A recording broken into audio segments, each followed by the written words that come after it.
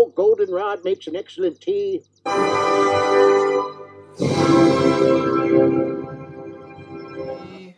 Happy birthday to me. Happy birthday, dear Aaron. Me. You are a sad, strange little man, and you have my pity.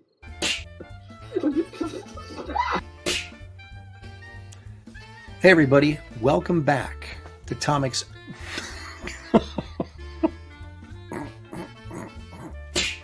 veteran of the comic book industry for 30 years. I'm a writer, I'm an artist, and this sucks.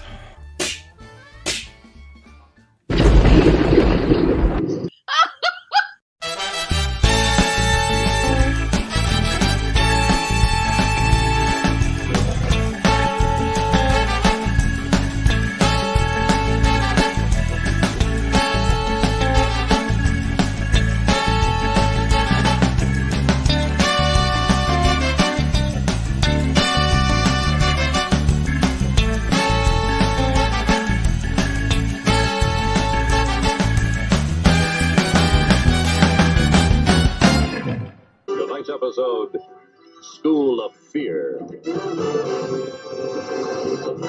Don't start! We haven't left yet! Woo!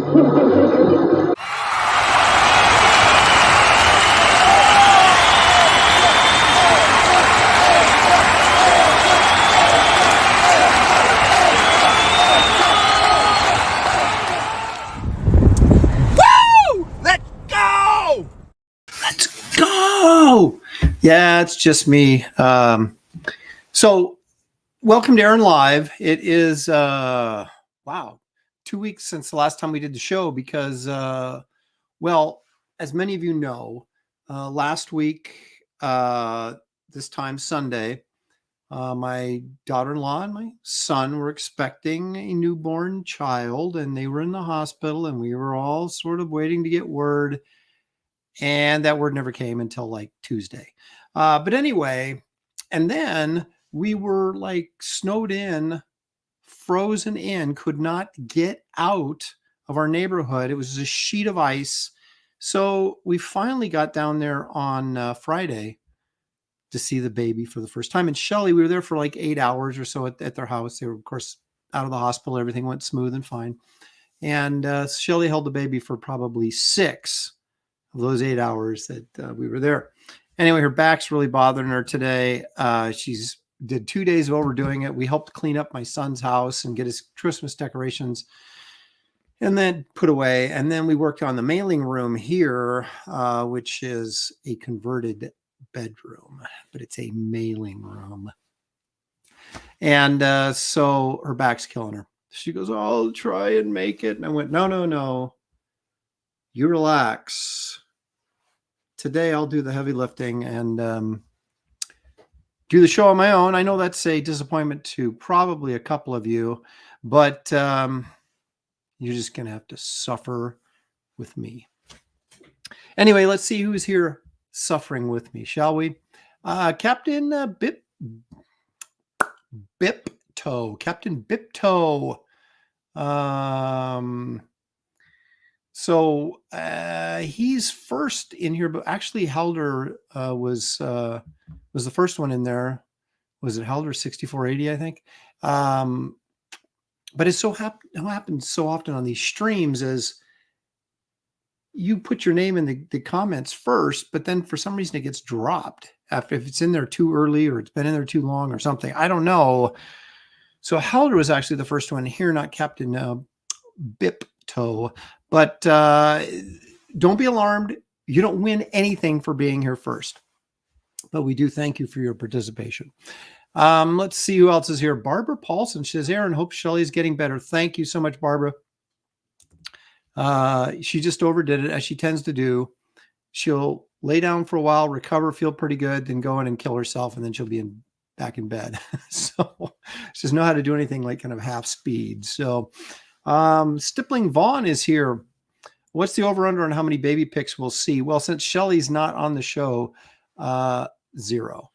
Actually, our kids, they sort of want to handle their own social media, and they don't want us getting out in front of it. So we sort of have to wait until they do something and then we can do that thing. So Solitary Rain is here. Congrats on your wee bairn. May he live long and prosper. Absolutely. Actually, it's more like this. There's Helder right there, 6480. The Geek Easy says, family over everything. It is indeed true. H is for heretic. Hail to Shelley and Aaron, proud grandparents of baby Lopez. Start calling him that, I guess. Citizen Ronan's here. Lepresti Ice Baby. Indeed, it has been, but it's melted off now. But I spent all this time preparing the show last week. I was like, I'm just using the same show. And, but it's still cold, as you can tell by my attire.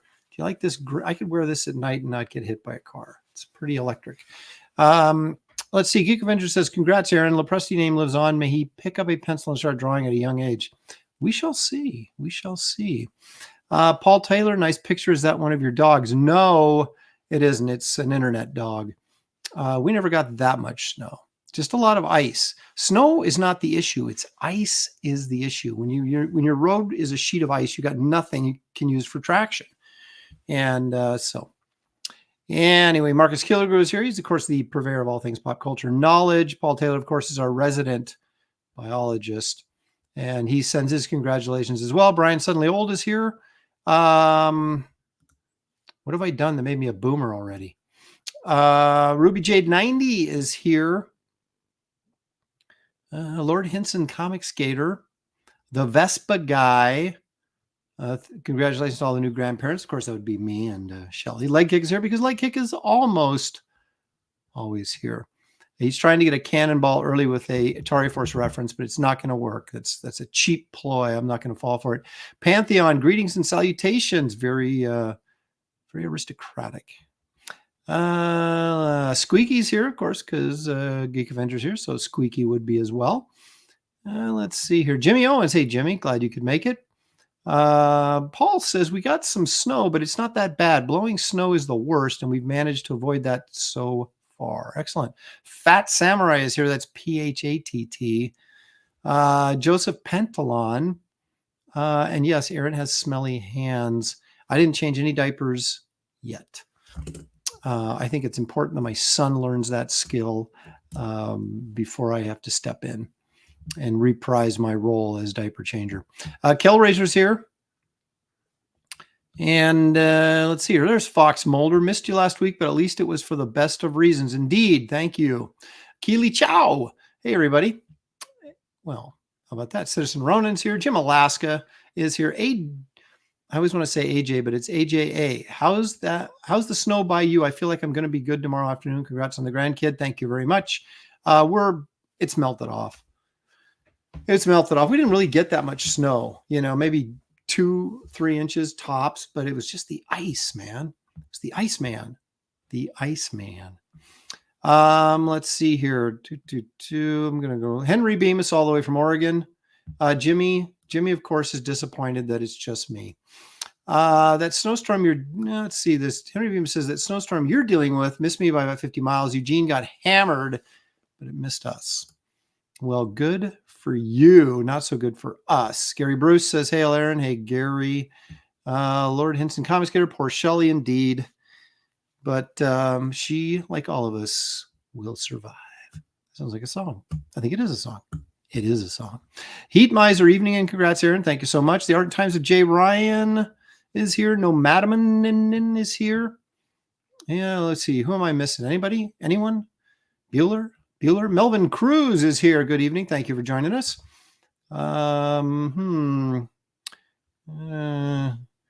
Let's see. Brian Suddenly Old says Aaron is the grandfather of Comicsgate. He's our elder leader now. I know I'm the elder.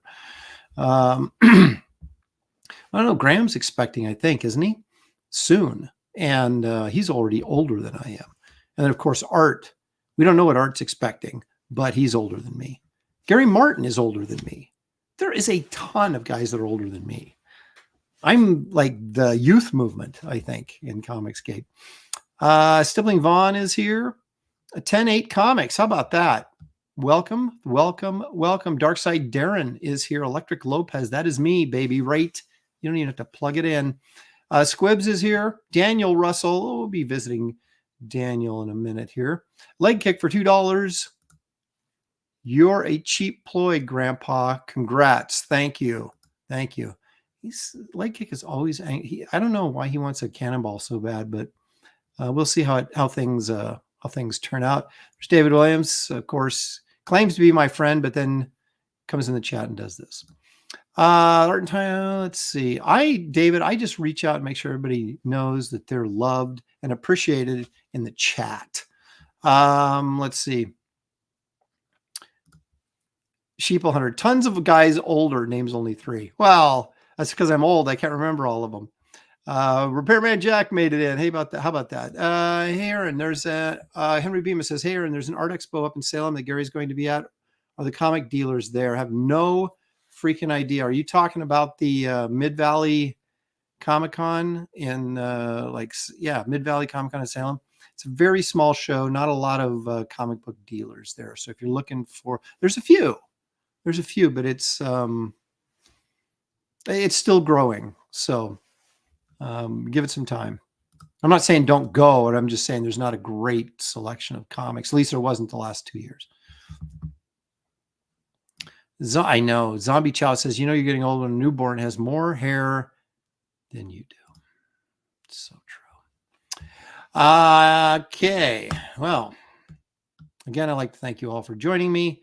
And please watch this public service announcement. I think it's good for just about everybody.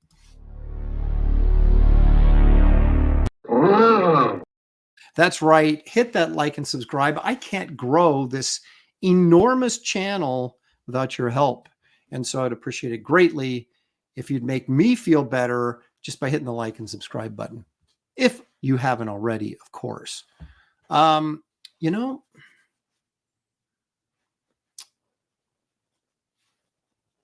got a small problem, but I got to do this because I do it every show. So let's get it out of the way and then move on.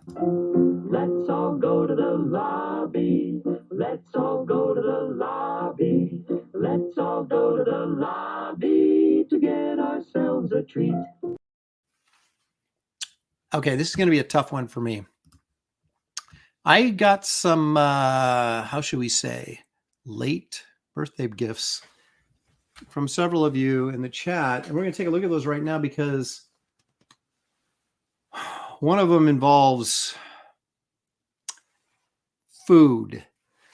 So that will be my snack today, which I'm not looking forward to. But like I say, if you guys send it, I'll try anything once. But first of all, let me say that Stippling Vaughn, after sending me the, if you guys remember, the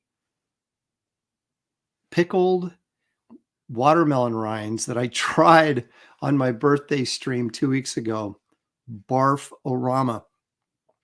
So he felt a little bad, I think. And so he said, Aaron, I'll make it up to you and get you a Trader Joe's gift card. And look at that. He sent it to me.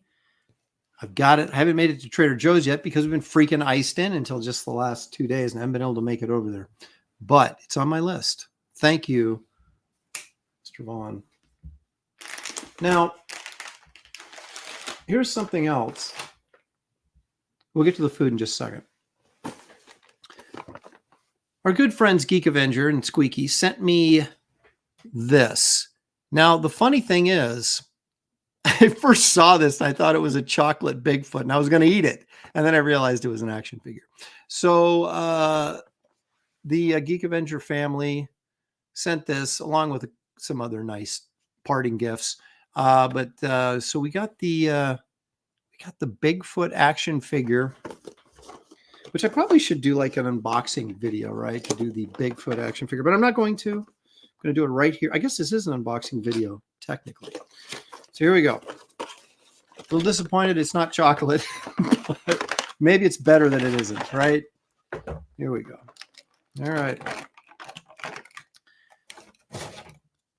Very, I see. We're supposed to kind of get him in the old Patterson Gimlin film pose. I don't know if you can actually do that or not, but there you go.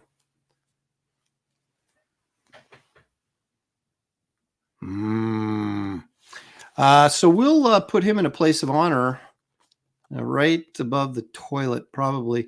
No, we'll keep him up here, probably in the back room. You look at him. He may be wrestling that dinosaur over there next time we do a show. But then we'll put Bigfoot down right there. And my many thanks to the Geek and Squeaky for sending that my way. And if I misname whoever sent me this gift, please let me know in any of these gifts. I'm pretty sure that it was Stippling Vaughn and then Geek Avenger. I think I got that right. If I'm wrong and you realize you're the one who sent me the gift, let me know and I will apologize and make your name be known. Some guy says, no, Shelley, is she watching football? Football's on over there. It's muted. But no, she's resting her back. All right. So here we go with the snack. I hope you all brought something that's going to taste a lot better than what I'm about to eat. From our good friend in the chat, Daniel Russell, I get this. Now it starts off pretty good, right? So gets me a mechanical pencil. Can never have too many of these. A very thoughtful gift to send an artist. Thank you very much, Daniel. So we think, okay, that's pretty good. What else is in here? Then I dig down deep and I get this and I think, well, no, this isn't too bad. Dilithium crystals. There's Scotty on there. Fresh from the warp core. I'm guessing these are some sort of pink peppermint dilithium crystals. And you might think, well, Aaron, why don't you eat some of those? That would be good. But no, that's not what these were sent for. These were sent because Scotty's on there in Star Trek, of course. I'm not saying I won't eat them. But we all know that Daniel had other gifts in here. Well, maybe we don't all know, but we all know that that's not what he intended me to eat. I can tell you that. Now, I'm not eating this because I didn't say any dirty words, so I don't have to wash my mouth out with soap. But you have some Uranus soap, but I guess it's good for one spot on your body. So I don't know. I don't know if I'm ever going to crack this open. I couldn't even imagine what it might smell like. So then, finally, I think, finally, Scotty Dog's original black licorice. Do you see my face?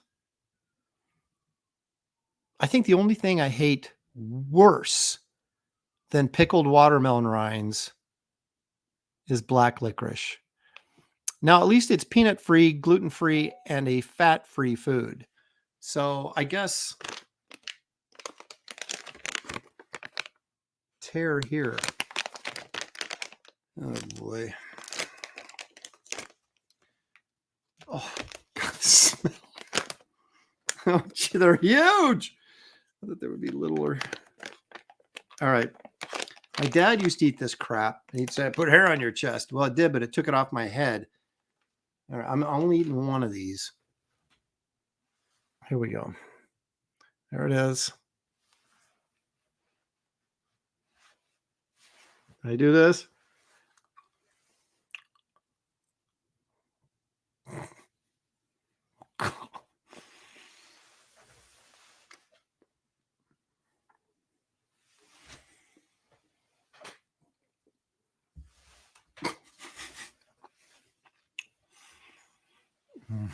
God.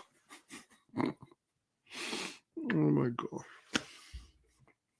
It's so good. Well, what a fun show. Thanks for joining me. See you guys. Oh, don't anybody ever send me black licorice again. Henry Bemis has got it right. He says, black licorice is from a time when everybody was miserable.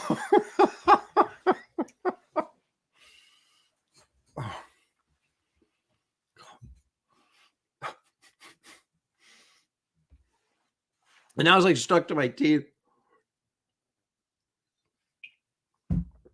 Oh God, the water didn't help. Like made like a black licorice, like soda or something. All right, Daniel, I hope your teeth are turning black. They are indeed. Okay. Well, this has been fun. Well, that's supposed to mean, of course, we have Graybeards every Wednesday. Of course we do. It never ends. Dear Lord. Okay. All right. It's going to take a while for this to work. Make its way through. Oh, man. God, I hate that stuff. I hate it.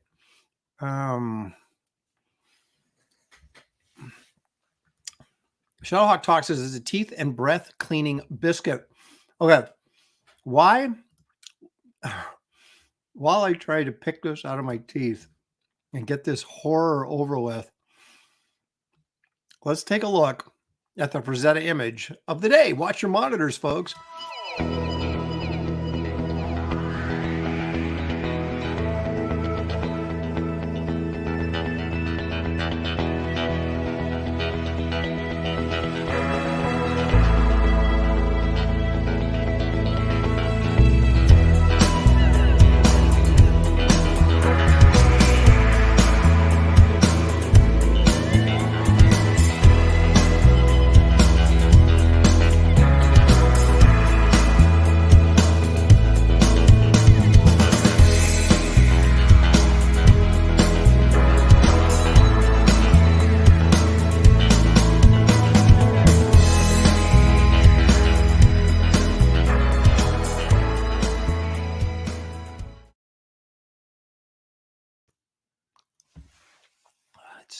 It's still stuck in there. Ah, my goodness. Vespa guy says the Uranus soap probably tastes better. It probably does. Okay, interesting fact about that Frazetta painting. Okay, that was a book cover for Carson of Venus, right? But that was a 1972 version, right? There was a 1962, 63, somewhere in that neighborhood. When they did, Ace Paperbacks did these little kind of, they were smaller than paperbacks. They're almost like digest, little tiny digest sizes, smaller than digest actually, but they were tiny little paperbacks. I have a bunch of them back there. And that was the original, that wasn't the original painting. The layout and the design was the same, but the painting was a new painting, or pardon me, that was the first shot at this.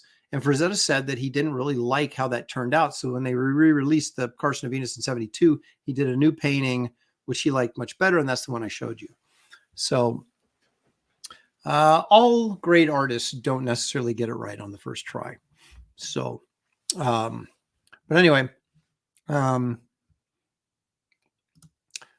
Suddenly Old saying, we're going to have to send Aaron Werther's original hard candies or the foil strawberry candies now that he's a grandfather. Anything tastes better or sounds better than what I just ate. So, okay. We have a lot of stuff to go over today. A lot of stuff. And I think one of the first things I want to do is take a look. You see how I'm stalling to find my little video? The heck? It's a new year. I can't find Jack. There it is. We haven't looked deep into my collection in a long time. And I think it's about time that we get back on track. We're in the tease, ladies and gentlemen. Let's take a look.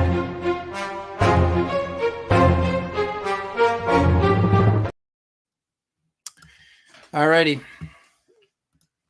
Look at, there's Merv the Astro Champ. Oh, barf. We'll get rid of those. We don't want those soiling the screen. All right. Here we go. We are in the tease, folks. And we're going to start off with a classic. Well, it's not really a classic. I guess it is now. Tarzan of the Apes, Joe Kubert. It's a first DC issue. It's actually number 207. It's like, I don't remember what this was. I'll bet Marcus Killigrew does. Up through 206. But it became Tarzan of the Apes, issue 207, by our favorite, one of our favorite artists, especially of the professionals crowd,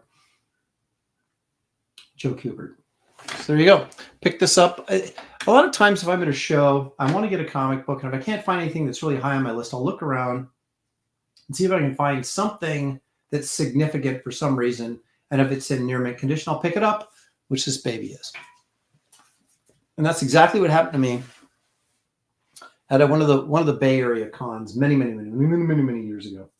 Now, some people may prefer this. This is the Marvel version of Tarzan. Now, this is Big John Buscema. Look at that artwork. I like Buscema's work much better than Kubert's. That's not to say that I think Kubert is a lesser artist. Depends on your tastes. And again, there's been a lot of artistic controversy swimming around the interwebs lately. And I'll just say, comic books have never been about how well you draw. It's always been about how cool you draw. And that is why I'm not Art Adams, because Art Adams draws cool. And but John Buscema was a guy who drew really, really well, but also understood Kirby dynamics and how to give you a dynamic, interesting shot that is really well drawn. And that in itself is a skill. But a guy like Buscema was never as popular. Maybe now that he's no longer with us, his stuff has gotten much more high profile. But Barry Smith was always a much more sought after artist than Buscema was, even though Buscema didn't start Conan, but he made Conan his own. And that's because Barry Smith's art was cooler looking and more different and unusual than Buscema's was. Here we go. Tex Doss. Speaking of cool and unusual, Jim Stratego provided the cover for this. It is Tex Dawson Gunslinger #1. Nice Jim Stratego cover. You can't ever get enough nice Jim Stratego covers in your collection. This was a #1 Stratego cover. No brainer. Tex Dawson Gunslinger. Now let's get into some old stuff. Look at this. This is Journey into Mystery with Thor. Now, this is the second to last issue of Journey into Mystery. This is Kirby Inc. by Coletta. And 125 was the last issue of Journey into Mystery, and then it became Thor with 126. I don't have 125, but I do have 124. And there's Hercules. He's entering. It's not his first appearance. His first appearance, of course, is in the Journey into Mystery Annual #1, which is worth a freaking fortune, meaning $4 to $5 grand in the condition I'd want to get it in. So it's pretty much not on my Christmas list at this point. Look at this. Another Kirby Coletta partnership here. This is, of course, the first appearance of Ulik the Troll. This is Thor 137, again, in near mint condition, because that's all I buy them in, folks. Except for this one, which is a BF, but yeah, I can't have everything. Those of you who watch The Professionals will remember that this was Graham Nolan's cover that he liked and hated at the same time, but it's got the Super Scroll, it's Kirby, and it's Thor, so of course I own it. BF on that one, sadly. This one's a sort of a BF plus, a 9.0, somewhere in that neighborhood. It's not quite as good as what I normally do, but I bought some of these, of course, when I was a little bit more flexible in the condition on my books. This, of course, November 3rd, 1967, just for, now that's a store stamp, so it doesn't actually count against the grade. Now, if somebody had handwritten that in there, they would count, like a kid that owned the book, it would count against the grade. But that store stamp does not count against the grade. How about that? Great cover by Kirby, though. This, of course, the first appearance of the Wrecker. I've got a bunch of Thors. I'm not going to show you them all, but this is a great Hela cover. Not her first appearance. First appearance is in Journey into Mystery. But a nice, great, that's really an iconic shot of Hela right there. Of course, Thor not looking too good as his spirit's coming out of his body. And of course, Loki's involved, because Loki's always involved. He's kind of like Leg Kick. He's almost always around. So anyway, this is a 9.0. Bought it as a 9.2, but I regraded it and went, nah, it's not. Now this is a 9.2. And I always like this cover, even though Thor's head is pushing up against the spine. You'll find, depending on how these are cut, Sometimes you'll get all of Thor's head. Sometimes it'll be wrapped into the spine. This was kind of a started into this. I've seen worse than this, but I've seen better as well. But this is at least a 9.2. It's Thor Ragnarok. And this, of course, is 157. I'm sorry, this one, I forgot to say, was 150. The Hello one was 150. The first appearance of the Wrecker was 148. Some of my favorite covers. This is sort of significant. I do not have 165. This is 166, the second appearance of him who would become Warlock. So his first actual cameo appearance is FF67. Then he makes his full first appearance in Thor 165. And then, of course, they're duking it out here in 166. This is a 9.4. This one is jumped up. This was in trade. Got this from some guys at Bedrock City. I traded some Batman artwork. It's a 9.2, give or take. About a $700 book right now because of the Galactus appearance. The issue after this is Galactus's origin. So there's a lot, like the FF, Thor has a lot of really good first appearances and origin issues mixed in with his run. I always love this cover. This is one of my favorite Kirby covers. I don't know why I like the Wrecker. He's kind of silly, but I do love him. There he is, the Wrecker, giving it to Thor. Wow, that didn't sound very good. Letting Thor have it. Does that sound a little bit better?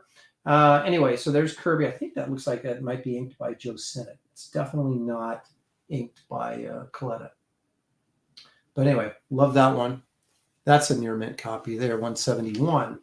Then, of course, we all remember that the Silver Surfer, number 4, with that great Thor battle.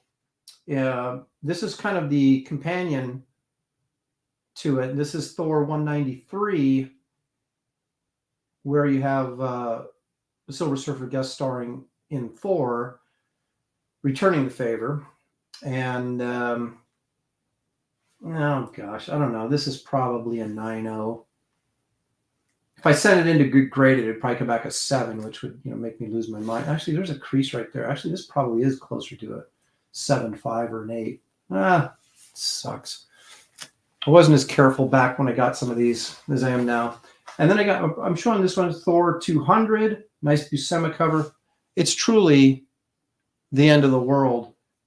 This one is in near mint condition, maybe even 9.4. But got a nice box cover. I love these box covers. How about this? First appearance of Fire Lord. This one took off the last couple of years. I was able to get in on this before it got very expensive. Nice near mint copy of this. Buscema art. The new Herald of Galactus. Firestorm, ladies and gentlemen. Really cool cover right there. Speaking of jacked up anatomy, but I don't care. I love it. Looks cool. And then how could we forget our good friend of the show, Walter Simonson.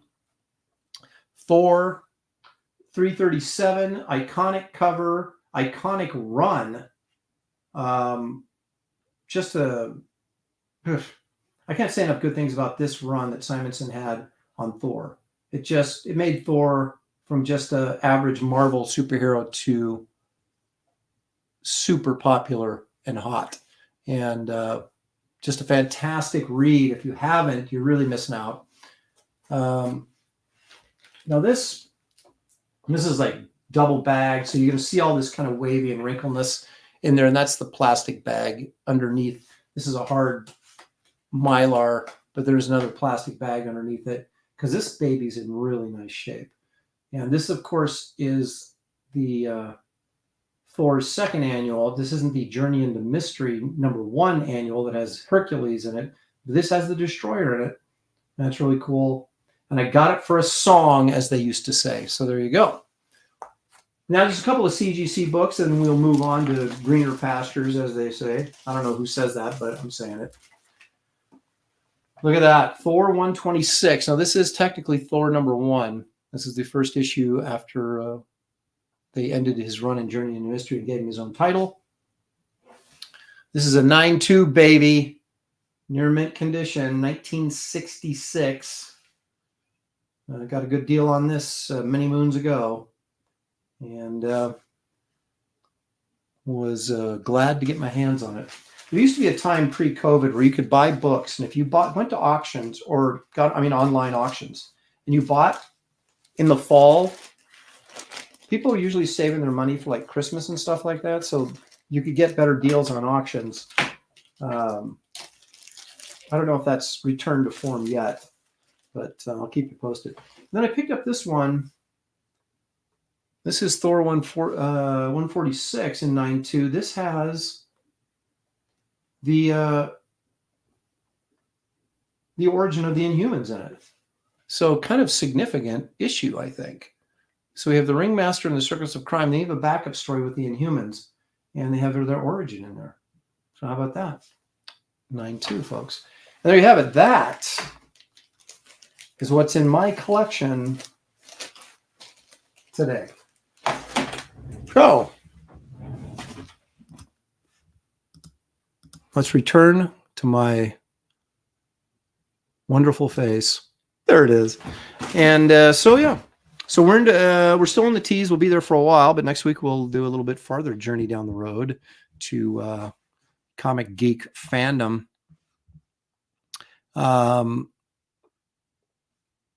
Jimmy Reyes is here. He says, I'm starting to get the feeling that Aaron Lopresti might like Thor. I do. And I can't really explain it. I like the Submariner. I like Thor. I don't know what it was, but I kind of was a Thor fan as a little kid, even when I didn't really know who he was. I just kind of dug the whole thing, the mythology, I guess. And so I picked up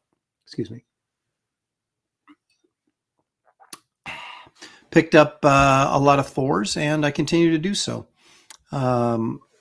I don't really kind of think I'll ever have the entire run, but I go for covers I like and things like that, or first appearances, things like to keep it interesting. Blue Boy Comics says it's 9:40 a.m. here in Kyoto. It's beautiful. Wow. So that means it's tomorrow. Or it's like time travel, man. It's like Back to the Future. All righty. Let's see.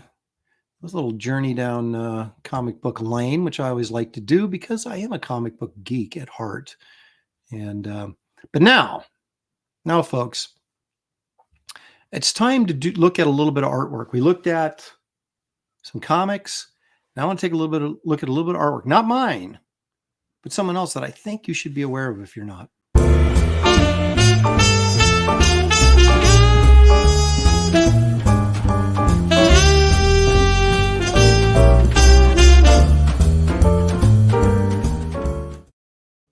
Dig that jazzy rhythm. Okay. Thomas Blackshear is really one of the great American illustrators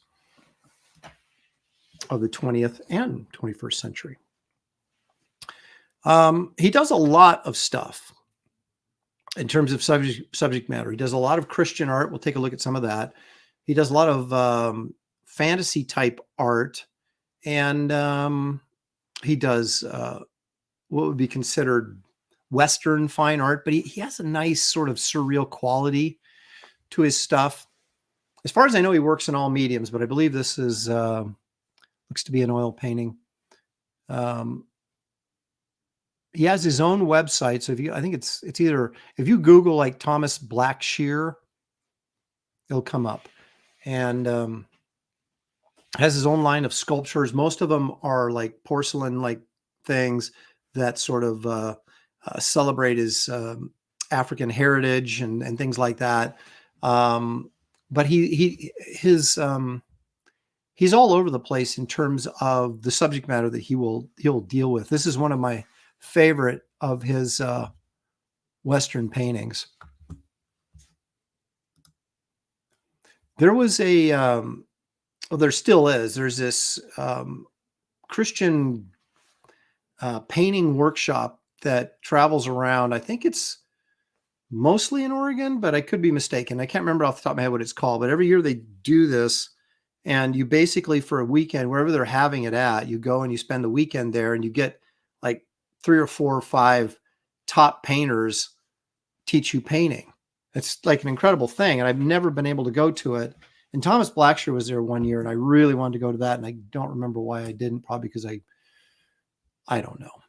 I probably chickened out. This is another one of his very famous pieces. And all these are available as in prints too, like fine art prints. I always liked this one, was great. So you got this angel watching over this sleeping child. And this, I think the flame represents the Holy Spirit. I'm not sure, but what a great painting, and what great lighting effects. And I love how he does wrinkles in clothing. This almost looks like paper, folded paper.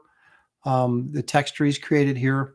You can see him bringing in like the blues in here from the kids' pajamas.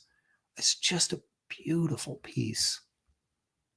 And a really cool piece. You know what I mean? It's not just like, oh, this is so pleasant to look at. It's really a strong, dynamic piece of artwork, which I think a lot of his work has that element to it. You almost think, this guy could do comics.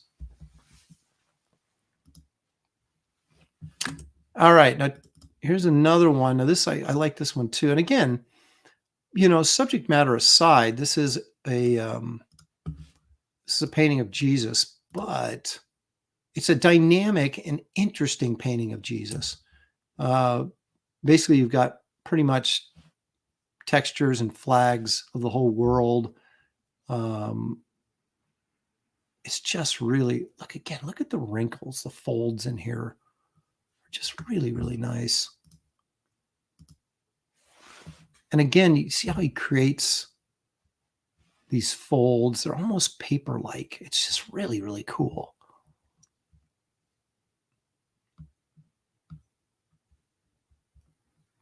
Of course, the scars in his hands from the nails. Again, you got more of this sort of design of the wrinkles and the shadow and from the tassels on that. That's just really, really cool. Great piece. Very colorful. And yet, for just a standing picture of Jesus, it's really, really dynamic, which is something that he always brings to his work.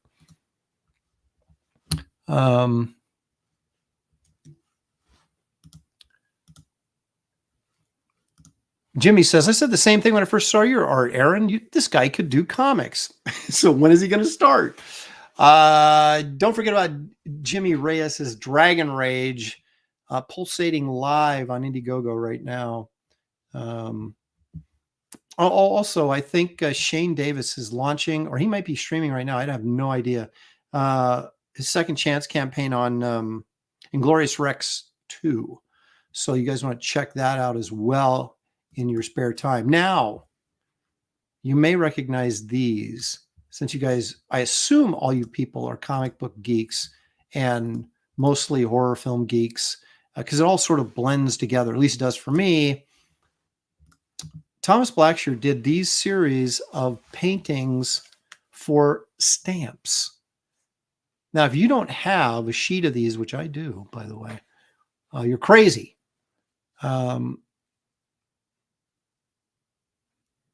These are tremendous. I'm not a big Bela Lugosi fan. In fact, I'm not a Bela Lugosi fan at all. But that may be the best painting of Dracula I've ever seen. Look at that. Look at that mummy piece. Karloff as the mummy. Are you kidding me? Incredible. Incredible. Now, he works in oils, but he also works in watercolors. And I'm not sure. I want to say these are watercolors, but don't quote me on that. It's been a while. I did my research when I was going to do this 2 weeks ago, and I've forgotten some of the stuff that I checked out. So you're going to have to do your own research on Thomas Blackshear on these. But I will show you something in a little bit here that is watercolor, regardless if this is oils or not. Kind of looks like it could be watercolor, but my guess is it's oils. Because you can use oils pretty thinly and still... and so they're not really sure what you're looking at, if it's a bunch of glazes or if it's watercolor. This is a nice one.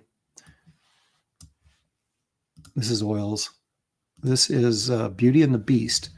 And this kind of goes into what I was talking about, that he does a lot of fantasy artwork as well as traditional illustration.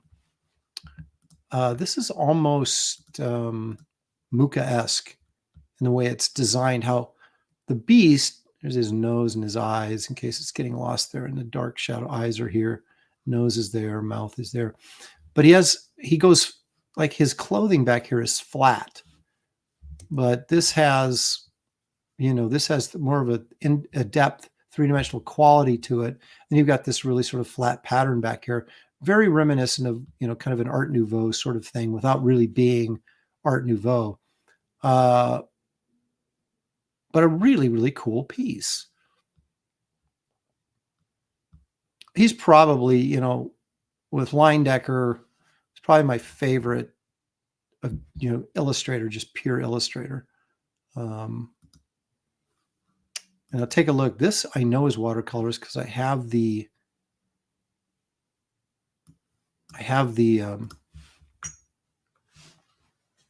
poster of this hanging in my hallway. Check this out. That's King Kong, folks. That is King Kong.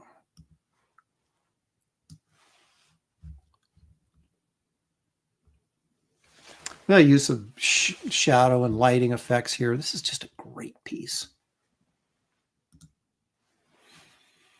It's kind of pixelating there as we get bigger, but this is watercolor, and it's just incredible. I really love guys that are just like, they can just whatever medium, they can create brilliant things.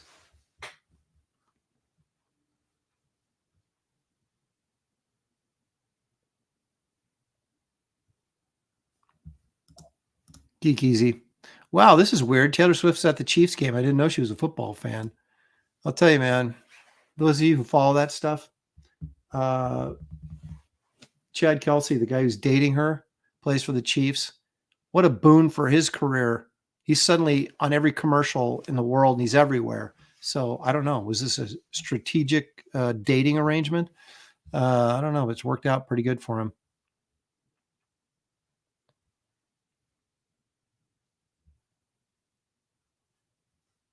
What does it say here? There's one question here. I lost it. Okay. All right. Okay. Yeah. There's Thomas Ivanko, inspired by Mucha. Certainly looks like it. Old Dirty Fatty's going one step further. Mucha and Klimt combo. I can see that. He's not talking about this piece. Of course, he's talking about the Beauty and the Beast piece. So anyway, there you go. That's Thomas Blackshear. If you want to see more of his artwork, check out, I think it's thomasblackshearart.com. But anyway, you can just Google Thomas Blackshear and all this information will come up, and you can check out more of his artwork. He has prints and there's posters, all sorts of stuff available. Because my guess would be his fine art is G-clay prints, are super expensive, like $1,200, $1,400. So you can imagine what the originals are. Refreshing. Okay, well, I'm not going to go into my artwork following that. I'm going to let you guys forget what you just saw before we go and look at mine. Mark Pengren says, it's funny because certain sports fans in my office say it's the other way around and she's getting more famous because of him. I don't think she could get more famous. Well, somebody posted, I don't know if you guys have, how much you follow this stuff. And I don't all that much, but I see things pop up once in a while. And there was a list of, I think it was on Instagram, a list of Taylor Swift's boyfriends previous to Kelsey. And it was like, I think Jake Gyllenhaal was in there. It was like at least 12 dudes, right? And how many songs, apparently she's written a song about each breakup or something. So it's just like, oh, he's just waiting for his waiting for his chance to be a Taylor Swift song. There you go. Green Laser says, I'm going to create a new female superhero called Sailor Twift. Taylor Swift is the only tool Dems have to get votes. You might be right about that. Kellraiser says she's definitely not after him for his money. That's for sure. Yeah, exactly. Waiting for his breakup single. You know it's coming. So anyway, that's that.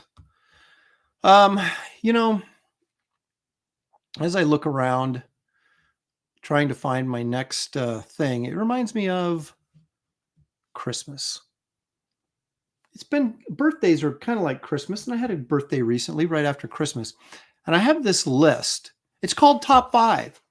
And it's am I doing Shatner? My top 5 Christmas presents of all time. Let's take a look at those because I think this might be fun. And then again, it might not. Who knows?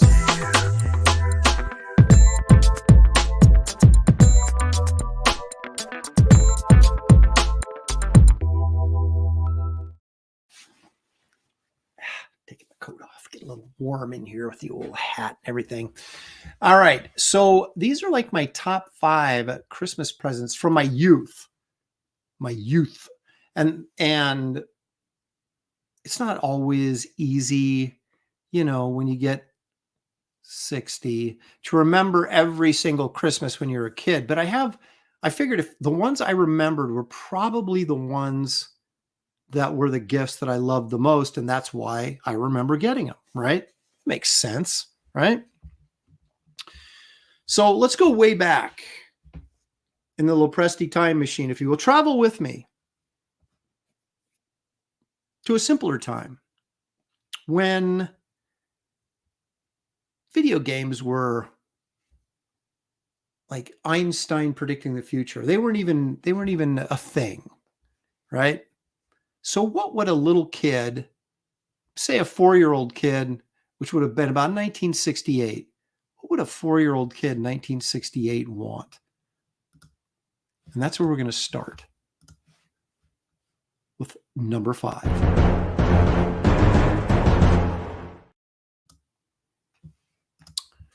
I'm not 100% sure this is the exact right one, but it's pretty darn close. I think it is.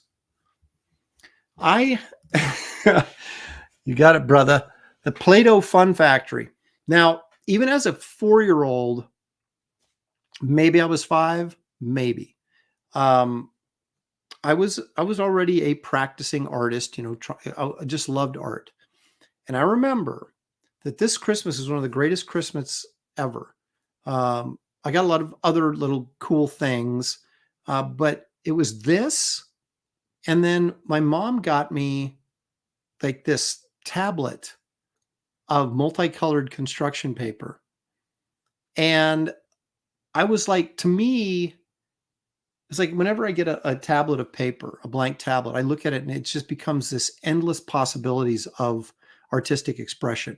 What am I going to draw on here? What am I going to make this into? And that's how it was with this, this Play-Doh set. You could put these little, I think you put these little, these things here. Somehow they fit in here and you squeezed them out and they became, I think they slid in right there, or pardon me, right here. They slid in horizontally and then you could squeeze the Play-Doh through there and it would make that shape. Right. So we'd make little people, we'd make, you know, set up like a little town. And then I'd make construction paper. I would cut out and I made trees and just, it was like fantasy land for me as a 5-year-old. And I just remember the joy. I mean, who today, if you gave a kid a tablet of colored construction paper, would think that was the greatest thing in the world. But it was for me, along with this Play-Doh set. And it still brings a tear to my eye. Let's see. Wizard Sleeves says that's what I do with wood. So Wizard Sleeves is a carpenter or just maybe a magician who works with wood. Hard to say. Look at this. Geek Avengers saying Mike, wait a minute. Mike TV Dub says, admitted, Aaron, you tried eating some Play-Doh. I was never that dumb. Sorry.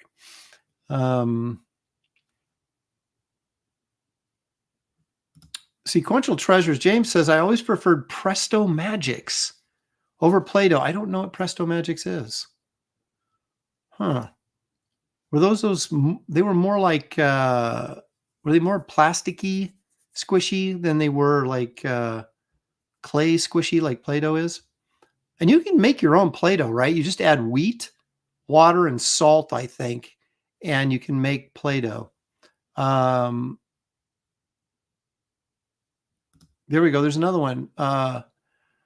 Rhetorical Giblets says, that's fantastic. I preferred plasticine to Play-Doh as it was more firm. I think that's what we're talking about then, right? Yeah, okay.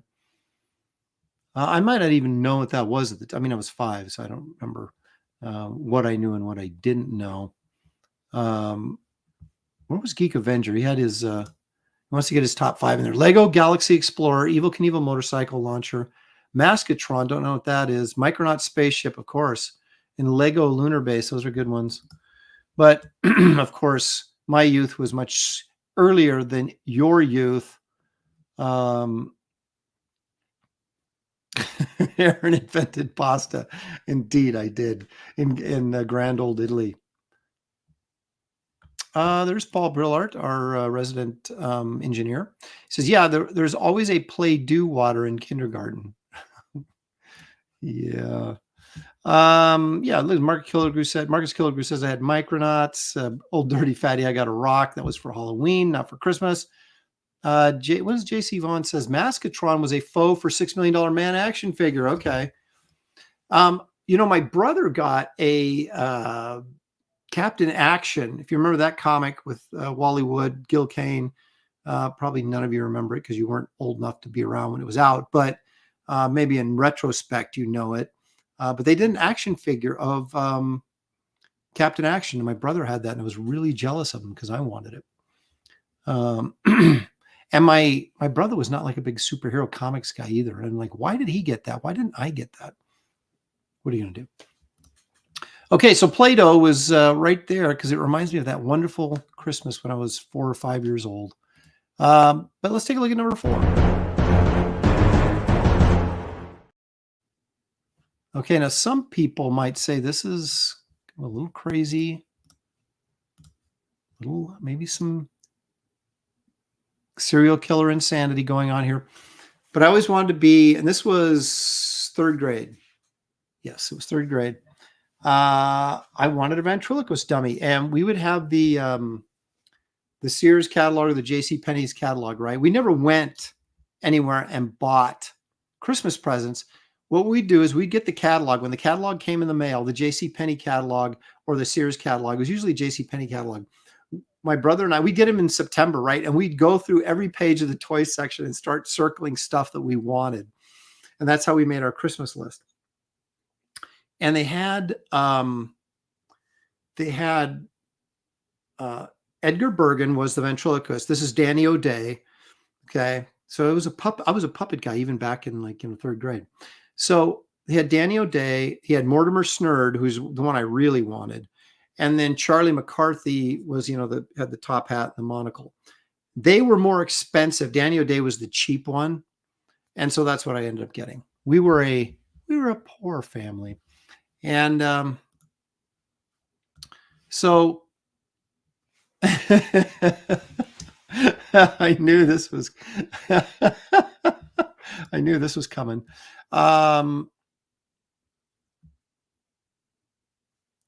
Paul Taylor says he got Grover for Christmas one year. That was cool. Like a puppet or just a doll of Grover. Of course, he's talking about the Sesame Street character. That doll killed Howdy Doody. Look at his face. You can trust me, kids. So I practiced. And then for show and tell, I went in and did a ventriloquist act for my 3rd grade class and recounted the tale of how I was messing around I was practicing my act and we had peanuts And I was like, I'd have him eat peanuts, and one of them got stuck down in his neck, and his head didn't come off. So it was like, I had to try and get the peanut out without breaking his jaw, which I was terrified because I didn't want to ruin my brand new ventriloquist dummy. But that was the humorous tale of peanut consumption that went along with my Danny O'Day ventriloquist dummy. And some might say I was the dummy. Citizen Ronan says, I'm sure you got all the chicks with this. Well, in third grade, I wasn't scamming that many girls at that point. And then You Scare Jody, of course, says, and then Aaron got his ass kicked for the rest of the school year, and his dummy took revenge for him. And I killed them all, and it turned into this great horror film. You might be onto something. If they can do it with Chucky, I can do it with Danny O'Day.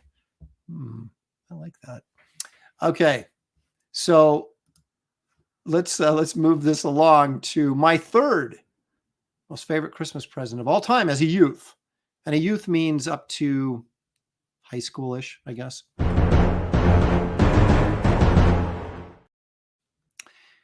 Now, I always recount the tale of how shopping malls were kind of a newer thing when I was a kid. They were just coming into their own, and at least up in this area.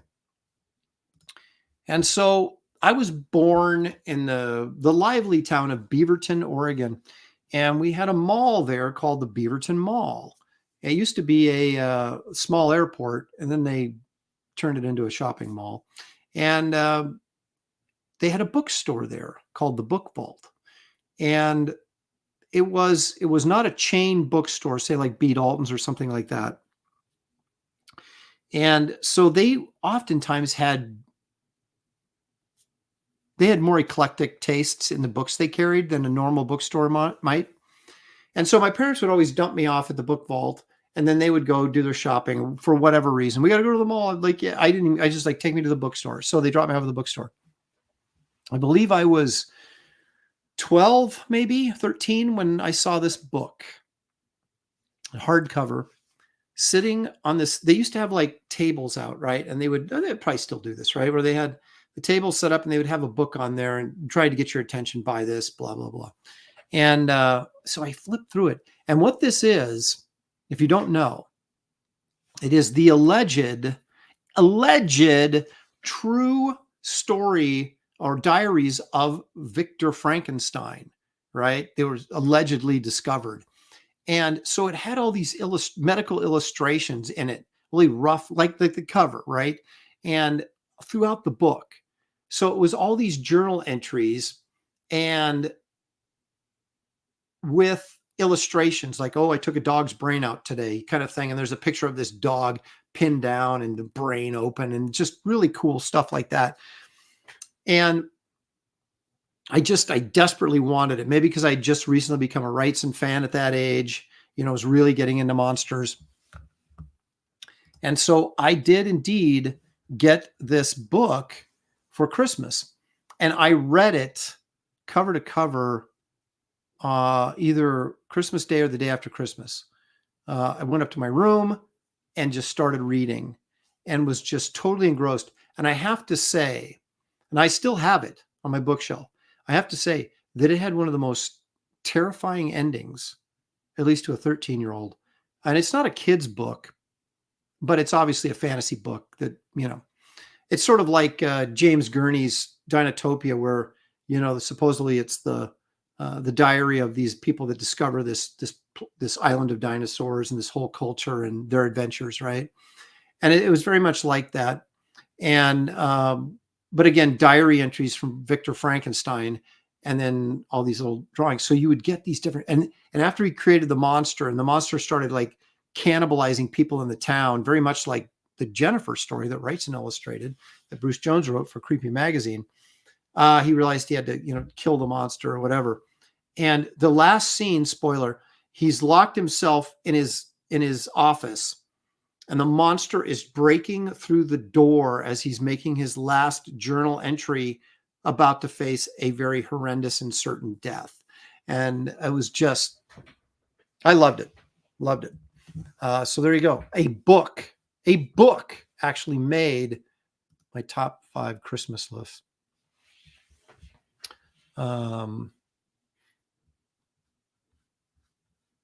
Beowulf.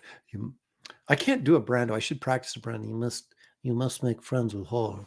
Horror and moral terror are your friends. And if not, then you are truly enemies. Something like that. That was just Brando off the cuff. Haven't practiced that. Gonna have to work on that a little bit. Aaron equals warped. This is a brutal movie. James just watched The Evil of Frankenstein last night with Peter Cushing. Of course, that is one of the classic Hammer films. Along with Frankenstein Created Woman. Yeah, that's another classic. Okay. Citizen Ronan says that was Shatner doing Brando. I know. I got to separate those two. You must embrace horror.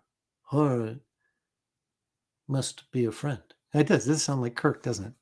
Horror must be your friend. So anyway, I can do this great combo, Kirk and or Shatner and Brando. I'm the only one who can do it. Okay. Louis Brightraven says 1978 to 79. Everything Star Wars 1980, Mighty Men and Monster Maker, Vincent Van Gogh's art plates. Interesting. My first bike and my baseball mitt and bat. Very good. Basketballs were very big in my house. After that, it was video games, music, and comics every year. Now, I was a sports fan, and I still am. And I was an athlete when I was in school. And I was a big fan of Johnny Unitas, who was he's a Hall of Fame quarterback for the Baltimore Colts, who are now, of course, the Indianapolis Colts. But they had like these football jerseys. You could get like your favorite player, you could get a jersey and a helmet, right? Kid's helmet, right? And he had like Bart Starr for Green Bay Packers and other things like that. But they had this Baltimore Colts helmet and jersey, and I always wanted that. I never got it. And now I don't want it, but I did then. So,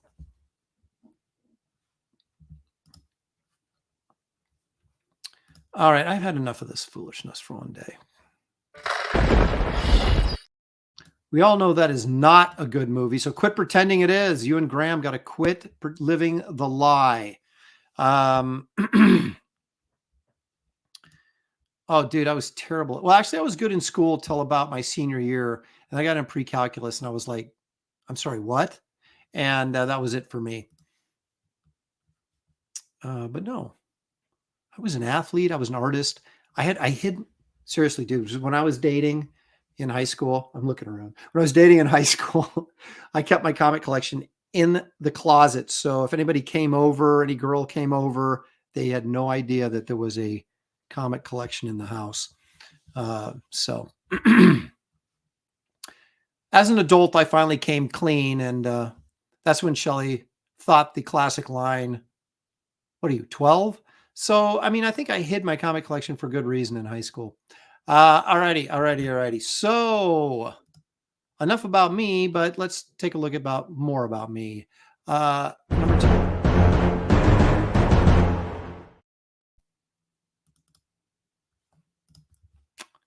Some people named me would say this is the greatest board game ever created, but I'll let you be the judge. Now, the Green Ghost game, this is the interesting thing. I have this. Now, I think I lost I still have the feathers. There's like, you see these holes. If you don't know how to play the game, these 3 holes right here, okay? These boxes that this guy destroyed, mine are not destroyed, by the way. These cardboard boxes fit underneath here. The table is elevated. There's legs. These green pegs right there are the legs that elevate the table so you can put the boxes underneath it, right? On each one of these boxes, there is a door. Here you see them right here. These are all the green stuff is glow in the dark, of course. The board is glow in the dark. Yeah, so you can play the game in the dark, allegedly. You really can't because you can't really see it that well. And there's like a dungeon door. There's different, like this is an old wooden door, a dungeon door, a metal door. And they go over these they're like trap doors right here, right? And so in each of those holes, you put an equal amount of the little baby ghosts. So, and you don't know, well, let's see. I'm trying to remember now if someone knows how many ghosts are in each one and someone doesn't. But anyway, so you reach in there and pull out the ghost, but it's dark, so you can't see, right? And so one of them, the boxes, has feathers in it, which really kind of feel like slime. And then the other one had rubber bands, which were supposed to be snakes. And then the other one had these little plastic pegs that were like bones, right? I still have the original feathers from my game. And I lost the rubber bands, but pretty much easy to replace. And I still have the black little plastic bones that go in there. Now, the interesting thing is this game had two boxes. There's the one that has the art on the front, the top of it, right? That, like Milton Bradley, that you would find, or whatever this was, transogram, that you'd find in the store. Like if you went to Kmart or wherever and bought it, it would have a full art. I can't remember if it was art or if it was a photograph or whatever on the box cover. This particular one, this white one, this is the one I have. This was catalog order. So this again was ordered from the JCPenney catalog. And so I have and I still have the box too, by the way. This is the box mine came in, and I was always kind of jealous that I didn't get the box with the color art on it. But what are you going to do? This game, and I don't know how they judge condition on this stuff, but this game goes for about $100+ now on eBay. So, and I kept mine, and I'm and we still play it every once in a while. I played it with my kids. So maybe I'll play with my grandkids. Who knows? Until they wreck it. Rotten kids never take care of anything. Anyway, so that was a huge thing. I got that, and it was just like, again, a monster kid getting a monster game that glows in the dark with plastic figures, and loved it. Obviously, I loved it so much I still have it. So that makes it about over 50 years old, but who's counting? What are you crazy people in the chat saying?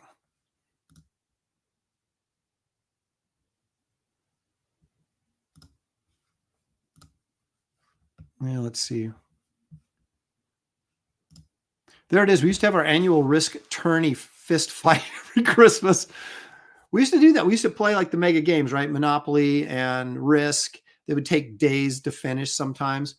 But we used to get, as I remember, and maybe I'm misremembering, but when I was in school, we had 2 weeks vacation prior to Christmas.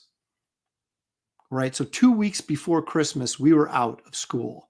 And then we'd have half a week, whatever, after January, or another week after January. So we had like 3 weeks Christmas break when we were a kid. And that first 2 weeks, we would be, or week and a half, it depended on where Christmas fell in the week, right? And my brother and I, when we were little, we didn't have anything else to do. So we would like just every game that we had, and we got board games like crazy. That was like our Christmas thing every year, was getting board games and board games. We have a ton of board games. I still have a ton of board games, most of them when I was a kid, but some we bought since. And that's why I'm working on the Wraith of God board game. Anyway, so we would we'd play Skittle Bowl, or we'd play whatever, Tank Battle, or whatever game we happened to have. And we would just go from game to game to game to game. And that's how we would bide our time until we got to open the new presents on Christmas. So it was always like gaming tournaments going on in our house. Yeah. Sears catalog. There you go. How did you guess, Bill? If we turn the lights out right now, this would glow, but that's the only thing that would glow. Ooh, Green Laser says, I have the Milton Bradley inaugural edition of Stratego with painted wood pieces. Are you kidding me? You got the ones with the wood pieces? I got the plastic one.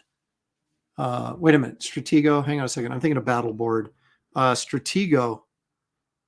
Oh my gosh, that was a great game. I used to have that. I don't have it anymore. Another great battle game. There's a lot of like war games, right?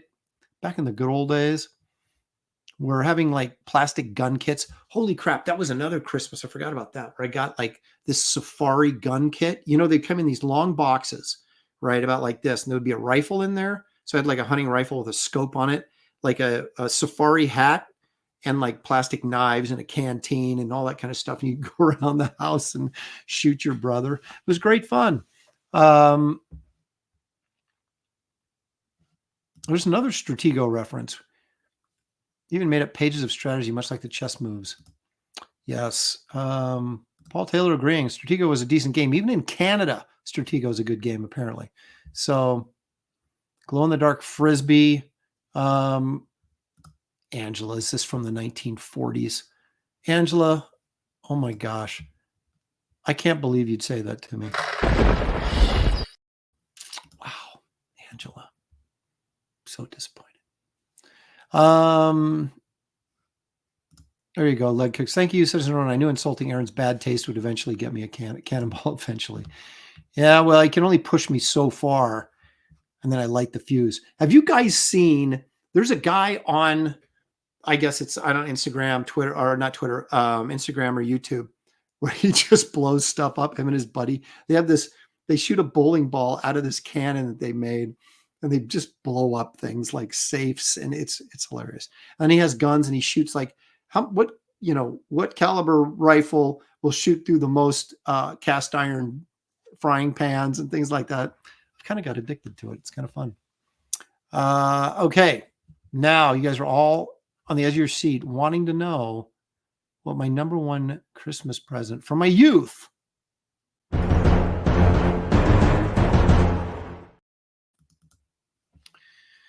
I almost forgot this one, and then it came to me in the night vision, and I realized this was number one, because it was.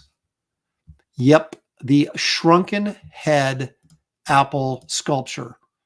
Are you kidding me? And this actually worked. That's the problem. You get like I think Geek Avenger mentioned the Evel Knievel motorcycle, right? Those things never worked like they did on TV. The kid would pump the thing up and he'd go, and he'd do air somersaults and land without crashing. And you're just like, oh, brother, that never worked. This worked. Okay, so the thing is, you would get this thing right here, and this, you'd put this over a lamp. Like if you had a what do you call them? Things that end table, right? That's at the at the end of your bed or whatever would have a lamp on it, right? A reading lamp. You'd take the little cover off, and then you'd have an exposed light bulb. So you would hook this thing up. You put this bracket around the bottom of the light bulb, and then that plastic thing right here would set on the light bulb, and it had to be like a 40-watt light bulb. It was you didn't want it to get too hot, because this plastic would melt. And believe me, I tried to, and it takes like 48 hours. So if you're an impatient kid like I was like, what would happen if you put a 100-watt light bulb in there? Well, the whole thing melted. All right. So then I had to fix it with a hairdryer and, but anyway, so this sits on the light bulb. So the light bulb's right underneath this black pad right there. Now you had a little wire that went here. You'd take your apple, you'd peel the apple, then you let it soak, I think, overnight in salt water. That would help to kind of keep it from rotting. And then you'd hang it, or you'd cut like a face in the thing, right? But you'd have to cut like lower lids and upper lids so they get all puffy and stuff. You cut it in a way that, you could make this, it would shrivel up and make an ugly face.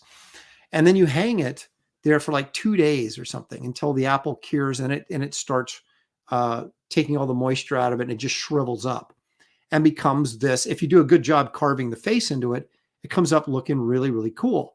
And then they had these beads and different things. You could attach the hair and put beads in for the eyes or the teeth and glue them in. And then you're supposed to varnish the apple to keep it from rotting. You'd paint it first and then varnish it. And they were awesome. And it wasn't until somehow, I think when we moved from, Oregon to Florida for CrossGen. I don't think the Shrunken Head Apple sculpture made it, but I've had it for that long. I had it for years till I was well into adulthood. But I mean, I suppose I could, now that I know the trick, I could do it myself if I was really motivated. But this thing worked and it was cool. And that, friends, is my number one. Sea monkeys. When done, feed it to the sea monkeys. Mark says, I have one of those. My friend got me this and a Vincent Price Hangman game for Christmas one year. Excellent. That's good stuff right there. Oh, look at this. Geek Avenger says, I broke mine the day I got it. I melted down the nylon gears from using the launcher over and over again. Are you talking about the Evel Knievel? You must be talking about the Evel Knievel. Because you ain't talking about, there was no launcher. You had no Apple launcher in...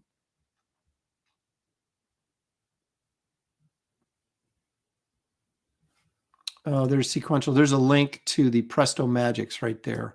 If you're dying to find out what those are. Wizard Sleeves, the first Mr. Potato Head was a kit used on real potatoes. That is in fact true. So you played with the potato and then you ate it. So you could literally play with your dinner. All righty. Okay, we're talking about Stratego, talking about gifts, because we're talking about Christmas. Even though Christmas has gone by, we're still talking about it. So I saw, and I know I'm like 2 years late on this, but you got to maybe 4 years late on it, whatever. But hey, I see movies when I see them. All right. And you guys see this movie? Edgar Wright, of course, who did Shaun of the Dead and various other, Hot Fuzz and various other films. I believe he was originally going to do Ant-Man and then didn't work out for some reason. I can't remember the details. This is an interesting and weird movie. I can't say that I liked it or didn't like it. I just found it interesting. Basically, you got this sort of young adult, I don't know if they ever specify his age, who's a getaway car driver that works with Kevin Spacey before Kevin got canceled. And for working with young men. Anyway, and so he would plan these, Kevin Spacey would plan these elaborate heists, and then this young codename Babyface would be the getaway car driver. And so he's trying to get out of it. He meets this chick in a diner that he falls in love with, right? That's this young lass right here. And he's trying to get out of the thing, but the arrangement. But Kevin Spacey says, no, I need you for one last big gig, and kind of manipulates him through threats to get him to drive this last thing. So you've got John Hamm and Jamie Foxx are also in this, and as part of the team. And then who's John Hamm's girlfriend? Is it Elsa Gonzalez, I think is who it was, or Isa Gonzalez.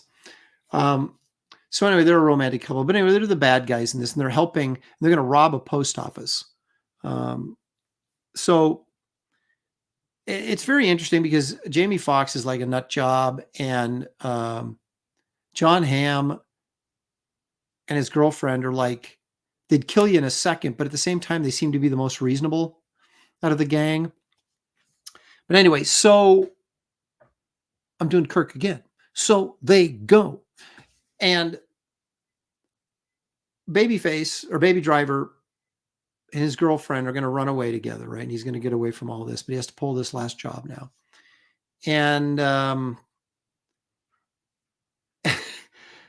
it's very, very strange because on the insistence of Jamie Foxx, they go into the diner just before the job.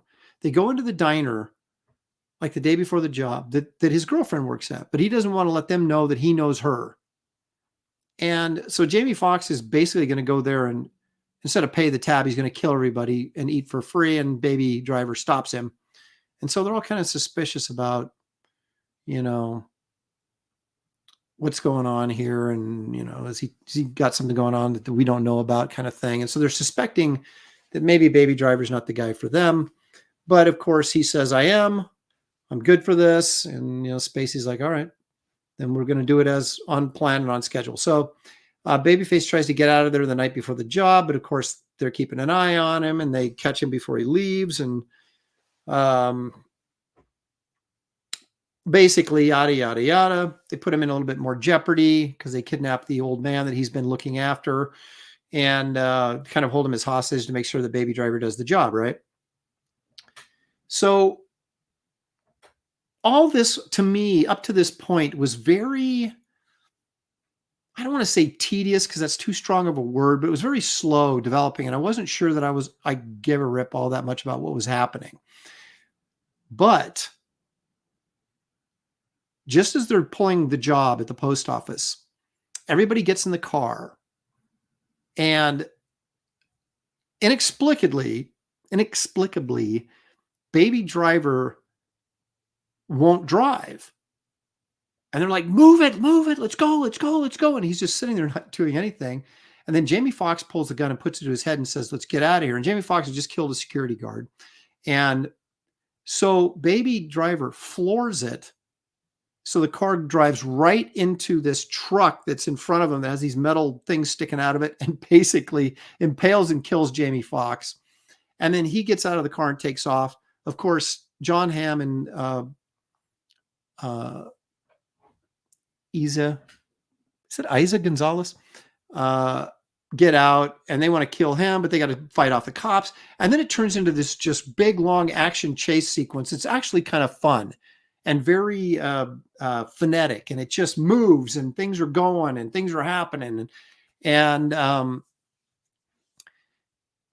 I won't, if you haven't seen it, I won't spoil the ending, but there's a couple of unbelievable, incredulous events that it's like John Hamm won't die kind of thing. You're like, wait a minute, shouldn't he be dead right now?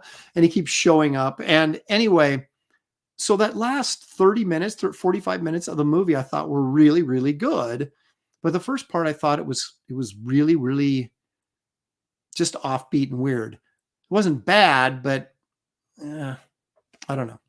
So there you go. Those are my impressions of Baby Driver. What do I give it? 2.5 stars, maybe 3 on a good day because the ending I thought was really pretty good. But I don't know that I'm not sure I understood what the point of the movie was either. But that last section, the last fourth of the movie, it's pretty entertaining. So there you go. Leave it to me to review movies 5 years after they come out. That's what I do. So anyway, there you go. Next is Abbott and Costello Meet the Mummy. Kidding. Well, maybe I'm not. Okay. So now that you've forgotten all about Thomas Blackshear's art, let's take a look at some of mine.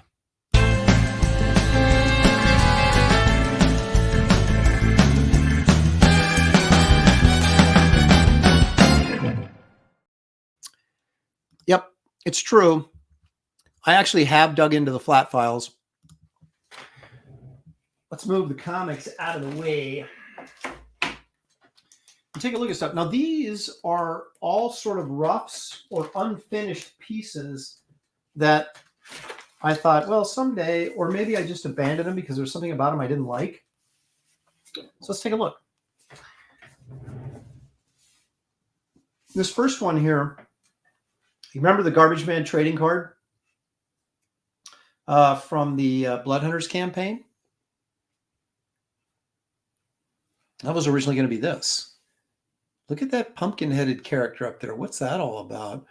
And I don't know. I got about this far, and I was just like, I just didn't like the way it was shaping up. Didn't like the way it looked. So I went ahead and did the other card, the one that actually turned into a card, which was Garbage Man ripping out of the ground. But yeah, I saved this stuff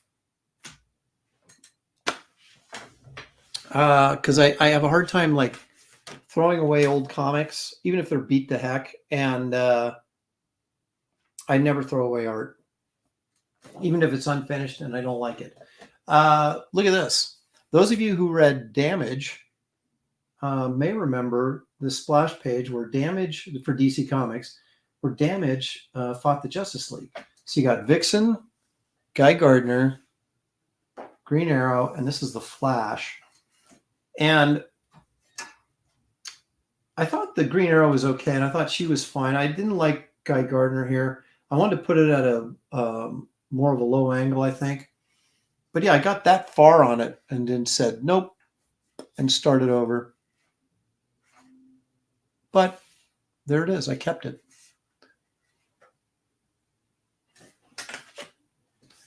Now this one, this is an oldie but a goodie, but this was a rough sketch for when Wraith of God was the Western Ghost Rider pitch for Marvel. And this was, I was working on some, like a pitch piece or something like that. And this was like a rough sketch. I kind of like the horse, even though his legs are way too long. But I just like the dynamics of the horse pose and, the Ghost Rider on the horse. Who cares? But that horse I thought was pretty cool. And I guess probably why I hung on to this, thinking I could rework this at some point and make that into something.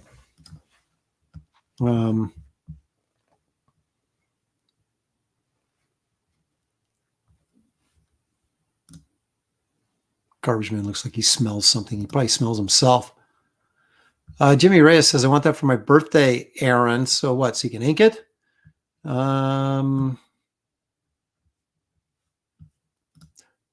Dale A says, the legend is Baby Driver was Edgar Wright's take on a young Han Solo movie. I can see that, I guess.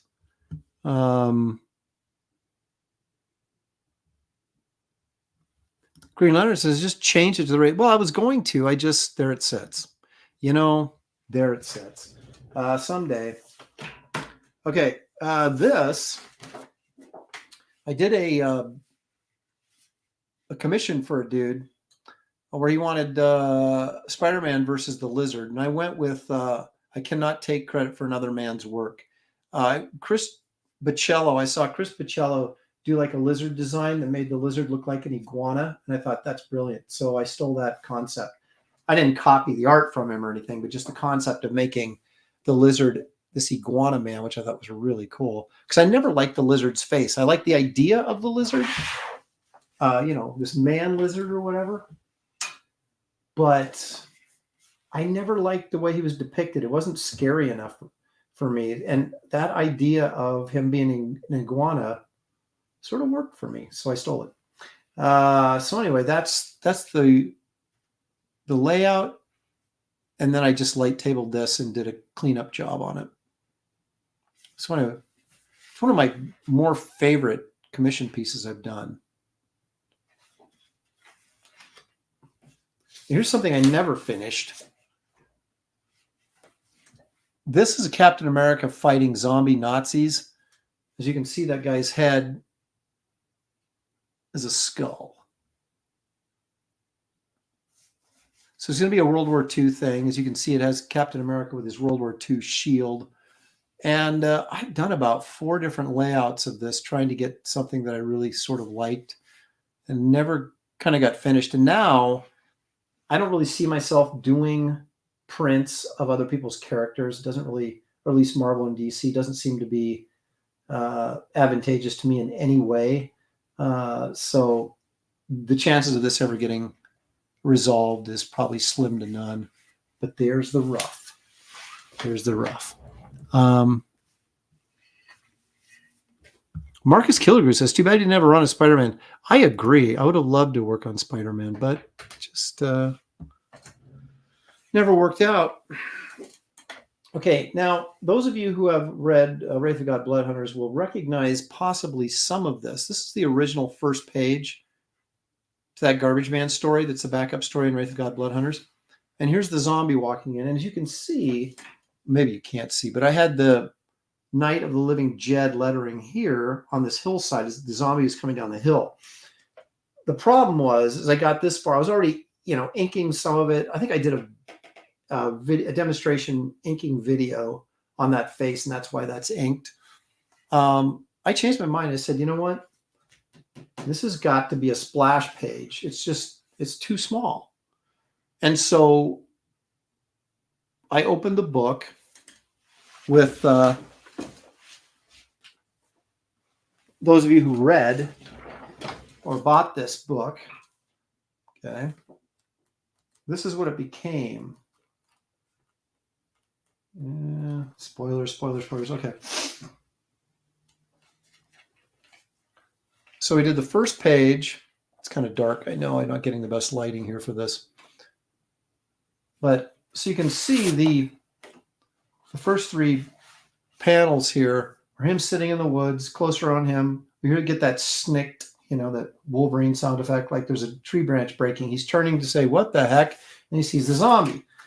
Well, here we have this big close-up, which is kind of cool.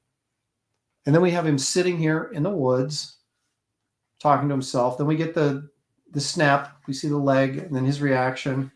And then we get the big splash page of the zombie where it says Night of the Living Dead. And that's why this story is 16 pages instead of 15 pages, because I split that up. But it seemed like the right thing to do and a tasty way to do it. All righty, I've got some more. I'm not done yet. This was a commission. Oh, sorry. Gwen Stacy holding a picture of Peter Parker in a heart frame. Isn't that sweet? In her little go-go outfit from the 60s. Arms are a little bit too long, so I adjusted it. And face turned out really well, though, on this. And so I basically adjusted the arms and then light tabled and then did a color commission for this dude. But I really liked how the face turned out. And the rest of her, too. Just arms were too long, so I fixed that. And there that sits. I did, I think, one cover for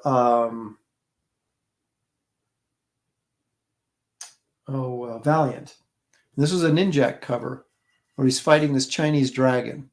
So this, of course, is what I would do, or what I often do, especially when I'm doing covers, is I will work through the entire drawing.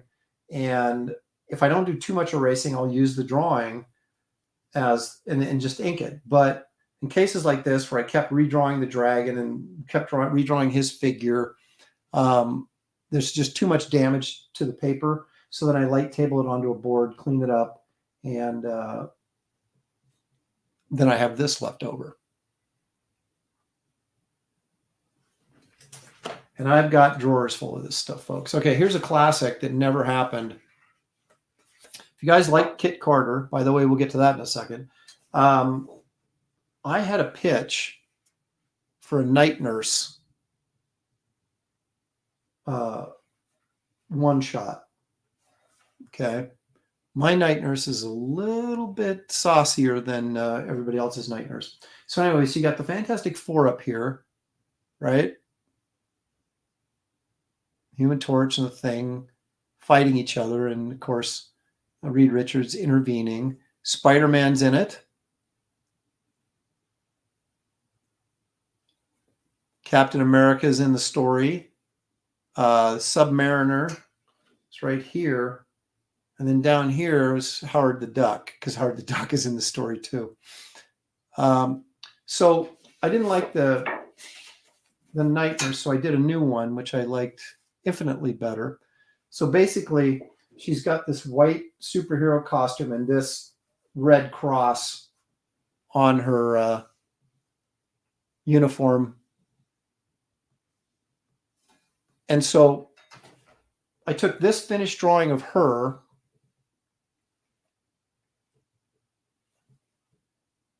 pretty saucy, and then put these elements around here, and then drew in Captain America, Submariner, and Howard the Duck down here. And I don't know where those are at. I got to be around here someplace. But so anyway, this was kind of a humorous / serious superhero story where basically Night Nurse wanted to be. She didn't feel her life was fulfilling, and her romance problems with the doctor boyfriend were not working out, and she was kind of having an identity crisis. So she wanted to do something more with her life.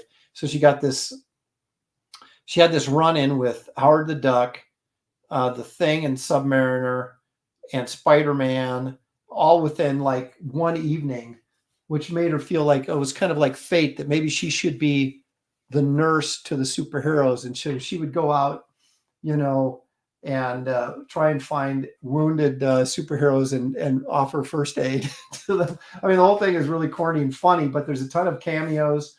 Absorbing Man, Captain America are all in here. And yeah, I never got off the ground at Marvel, but it would have been awesome.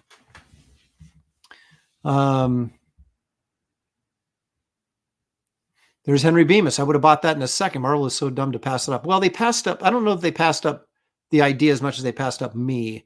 All these brilliant ideas that I was coming up with, I did not have the clout in the industry to even get anybody to listen to me at that point. I was really still sort of trying to be a mainstream contributor to let me show you that, a full-time contributor to mainstream comics. I just got off of Sludge in the Malibu and got a little bit of attention for that, but it wasn't enough to, if I'd been working on Spider-Man or X-Men for a while, that might have been able to pull some of this stuff off, but it just never happened.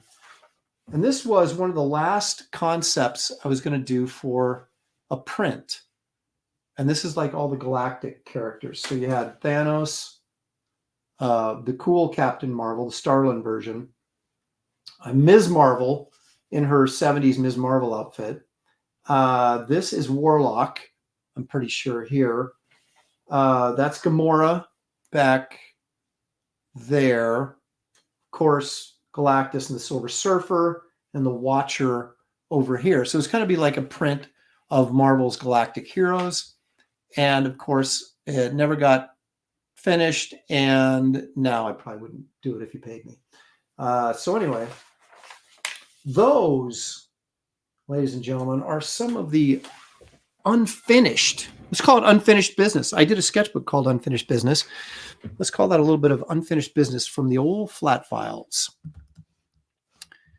And I try to bring you a variety on this show. That's why we call it the Carol Burnett Show of YouTube.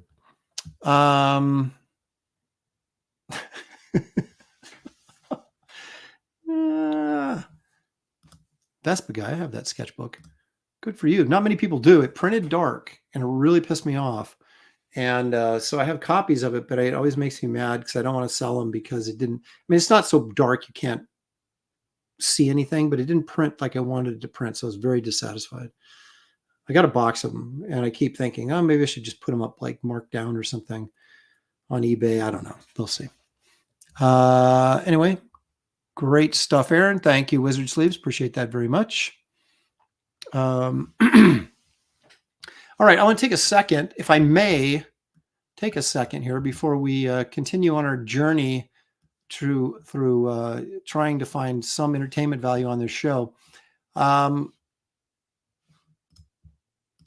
do have a campaign, and it is called Kit Carter Planet Doom. And I just finished up, page 13. I'm planning on being done with page 20 by the end of this month.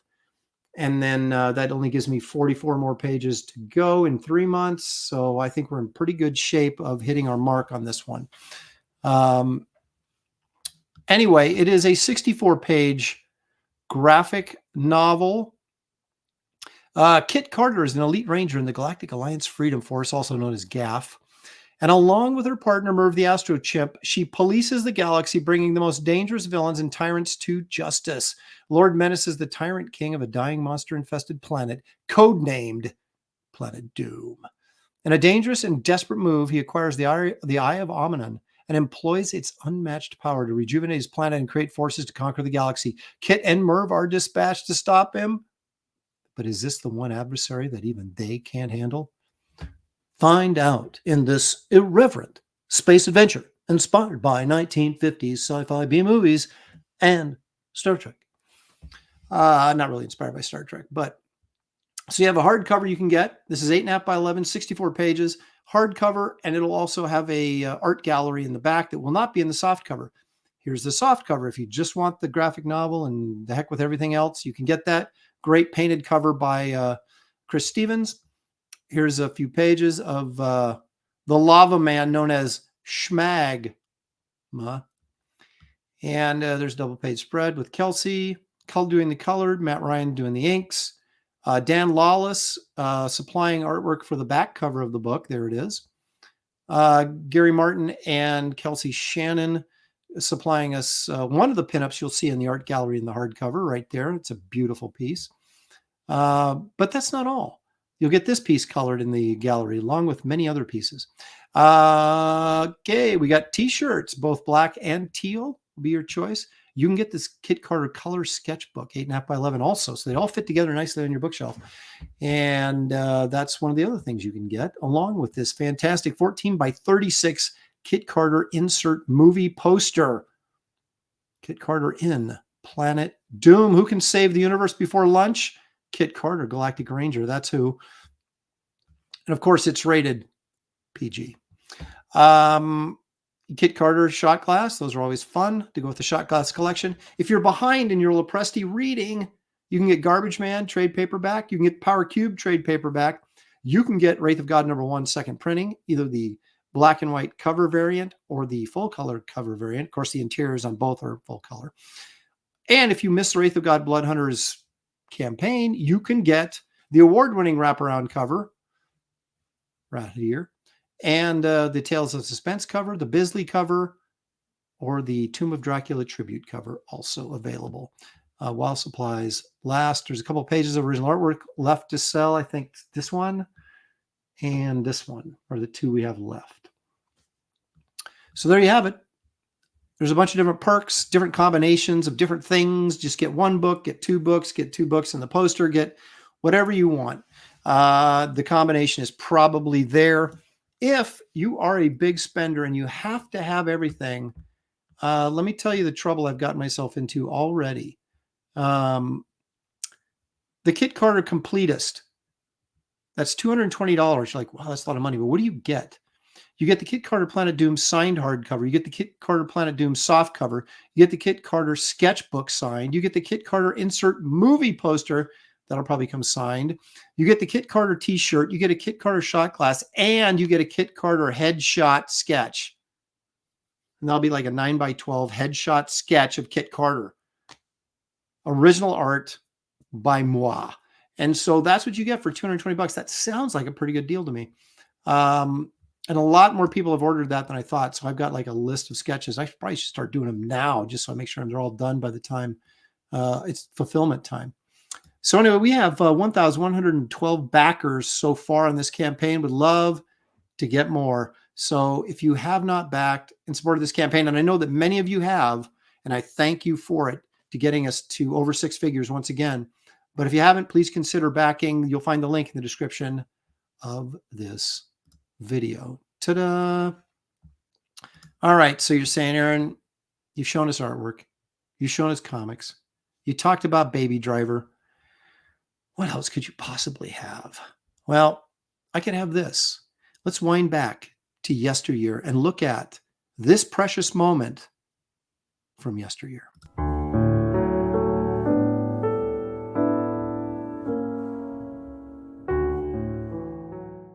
Igor, would you give me a hand with these bags? Certainly. You take the blonde and I'll take the one in the turban. Stop that! Basta. May I go in?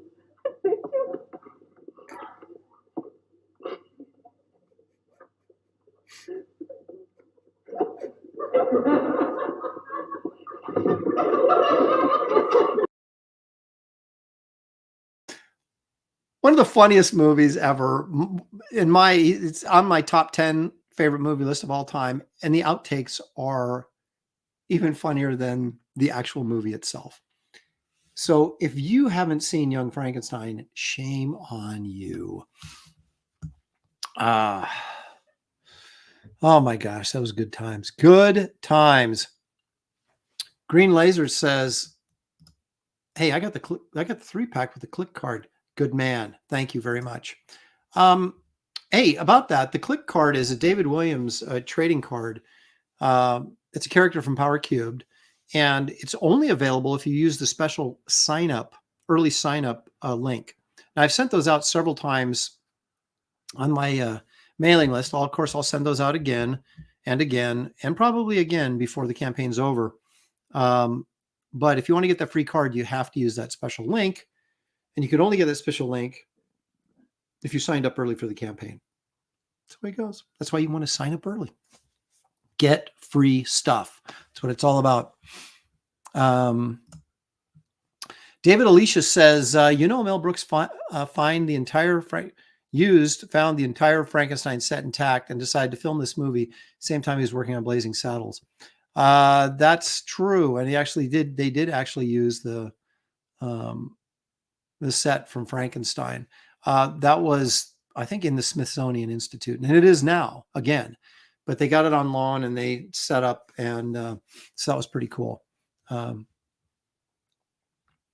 Okay. Stippling Vaughn. Most of the time I forget to use the link, but you don't forget to send me pickled watermelon rinds, and I appreciate the thought. That's what you said about Merv. Well, that's true, because that's exactly what Merv was. Merv was the early sign-up card on Blood Hunters.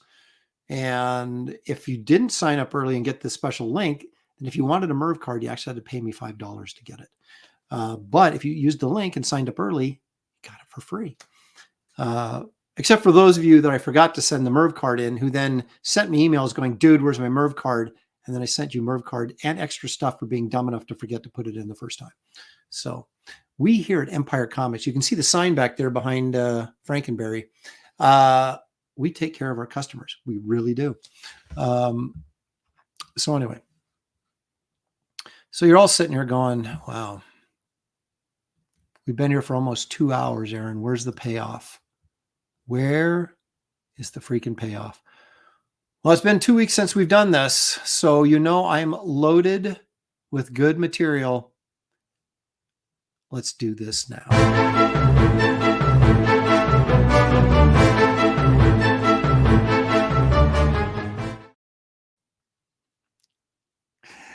Let's not find Bigfoot.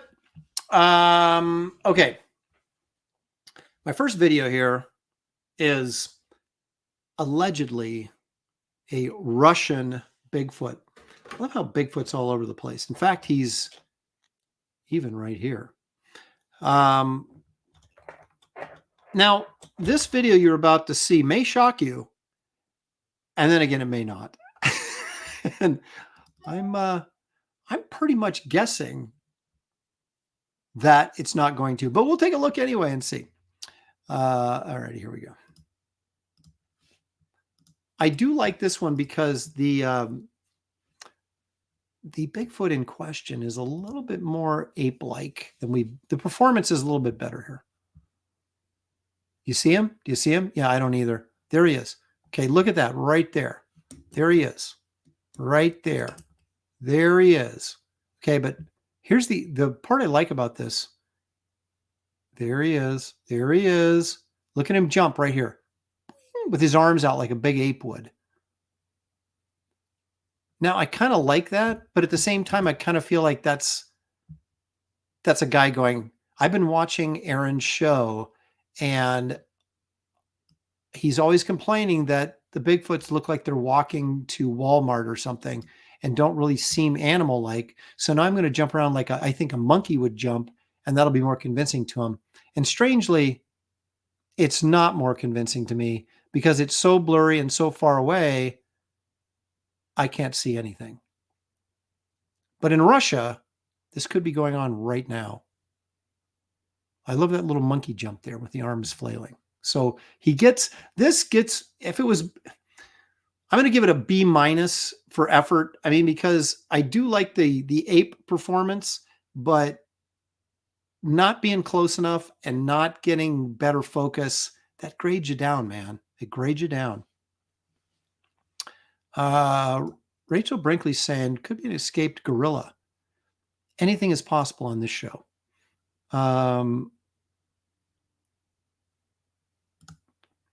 Gnomsky says everyone has HD cameras now. Blurry footage is complete BS this day and age. I agree. That's the problem. This should be razor sharp focus.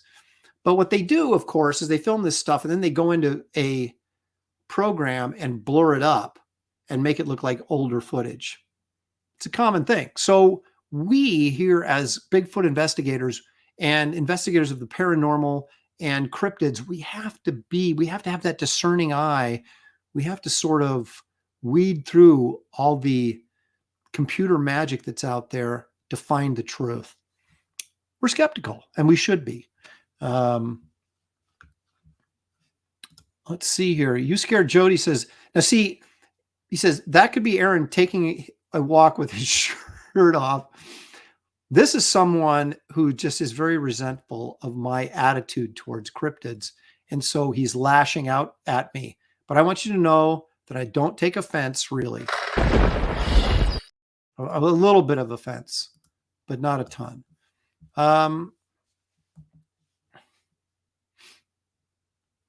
Assistant Ron says that's Bigfoot tripping, not jumping. Well, we may never know. But it's time to move on. Now this, have you guys ever heard of the Ningen? It's like this underwater giant humanoid creature. That's something I recently heard about and said, well, let's take a look. This is like underwater, I guess. So check this out. This is, I don't know, kind of lame. They're saying this thing right here. See the eyes right there? There's his mouth, I guess. Is the Ningen. See, now they're showing this, like, they're superimposing over the top of it. Here's the Ningen. This is like a AI generated art there, and its arms coming out here, and this is its head, and has like kind of a human body, but it's a giant underwater thing. And they're saying how much it looks like this.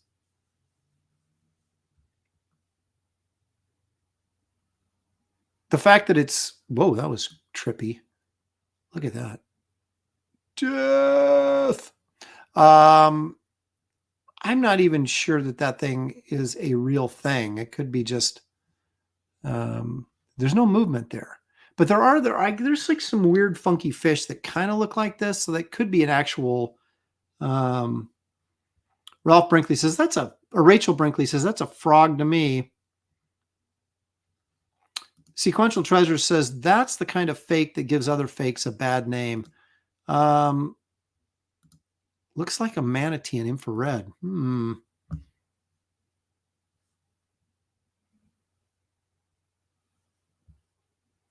Oh, You Scared Jody's making excuses for the Russian Bigfoot. He says, you don't know when this was filmed. And also there are very rural areas in Russia where they don't have HD cameras or new phones.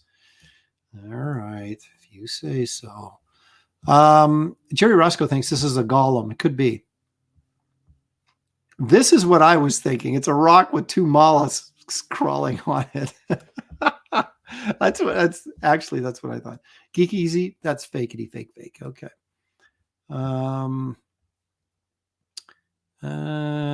Jimmy Reyes wants everybody to know he is going live right after this. So we're about 15 more minutes or so.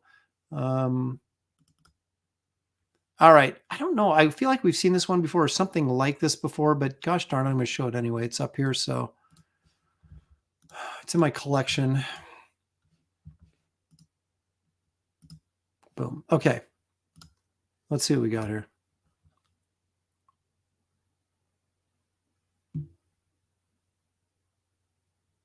It doesn't tell me. That's a manatee, right? I mean, this could be anything.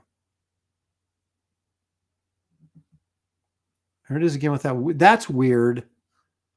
That looks like maybe a tail that got chewed up by a boat motor or something, maybe. Isn't that what that is? I mean, this is probably a manatee, right?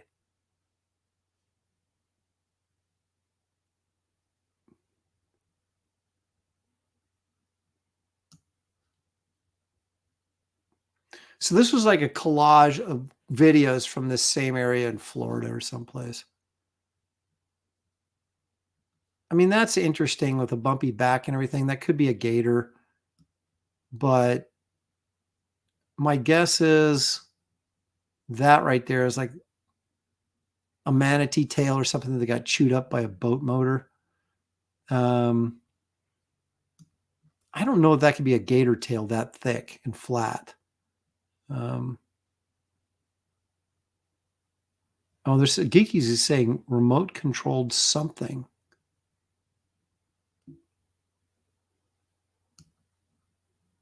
I don't know. Is that a fin? It doesn't move at all. It's like that looks fake to me right there. That looks fake because there's no movement. Whatever that is, there's no movement in it at all. It almost looks like a wooden oar. This, though, I kind of like. I mean, that's definitely something, but I think it's just a chewed up manatee tail or something.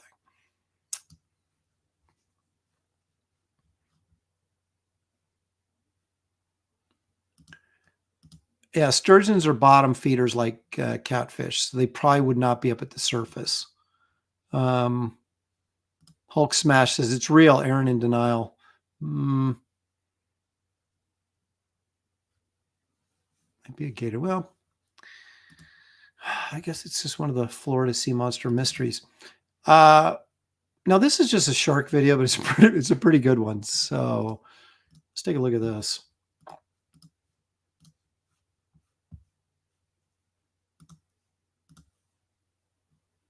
This guy's pulling in. Holy smokes, pulling in his tuna, and the shark comes and takes the tuna.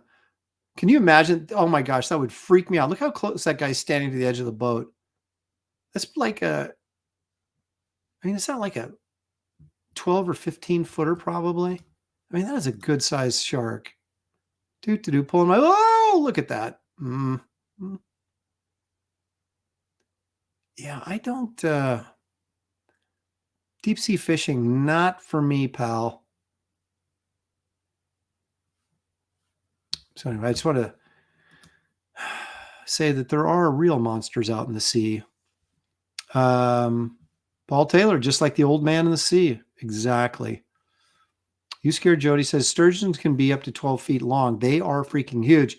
Down here in Oregon on the Columbia River, they have the Bonneville Dam.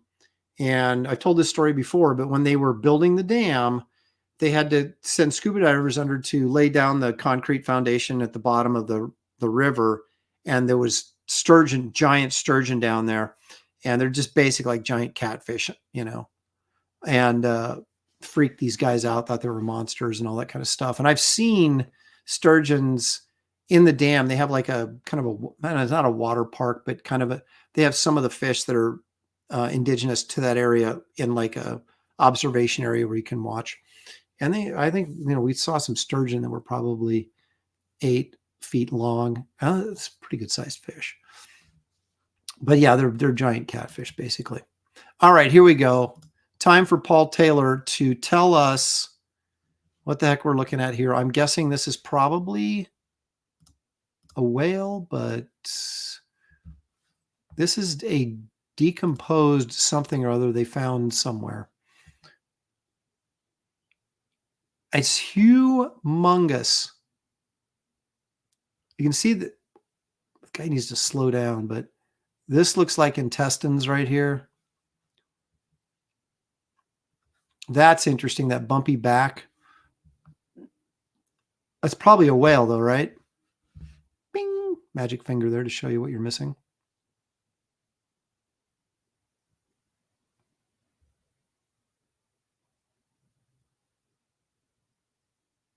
The interesting thing about this is where are all the seagulls and the disgusting fish feeding on it? Look at this. What the heck is going on here? See, of course, what they're trying to tell us is this is the neck of the plesiosaur, but I don't know, that looks like some sort of like a bone or something that maybe just, I don't know. What are you guys thinking here? Sequential Treasure says, that's a whale, Aaron, and I don't mean, where is it? That's a whale, and I don't mean Remphamus. Paul Taylor's saying whale. Marcus Killiger saying whale. Henry Bemis says whale. Yeah, Paul Taylor says, yeah, that looks like a rib. Iodine 74. That's the jaw. You can see the throat. Okay. Whale. Angela Curry says, I'm missing it. That's because you're still reeling from the cannonball shot you got to the head. Okay, let's take a look at this. This I found interesting, although it's interesting, but it doesn't really tell us anything. But you be the judge. Okay, so as the story goes, this dude, this is a great white shark, and something took a bite out of it. Of course, they're claiming it's Megalodon, but I'm saying it's probably an orca, right? Because orcas eat great whites and they eat their livers, which reminds me of this very interesting story I just heard where, doggone it, where was it? South Africa? Someplace that's just a hotbed for great whites. These two orcas kind of staked a claim in those waters, and were just feeding on the great whites and basically eating their livers. They were like these two rogue orca serial killers, and it scared all the great whites away, and they ended up in some warmer waters where they never go, and infested this other beach area. I can't remember what country it was, because these orcas chased them out of this area they were naturally in.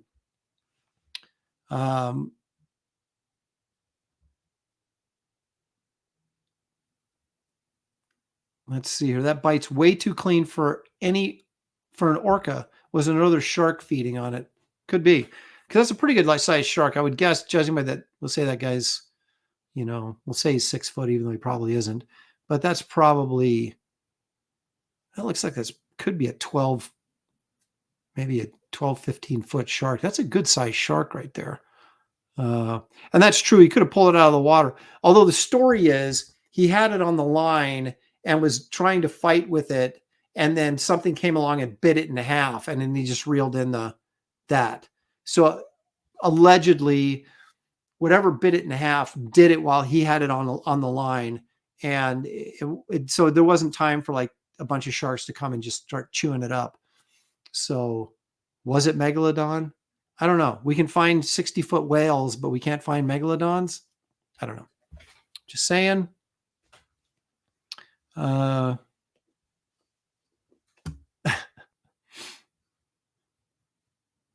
Well, I don't know. I'm sure he has some buddies on the fishing boat. They're saying that guy looks like he's too wimpy to pull that thing on board, which he clearly is, but he probably had some friends with him. And it is true. The orcas go after the great white livers, which is just kind of sick and wrong.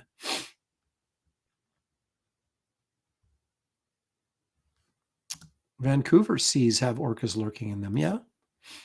They go after those seals, don't they?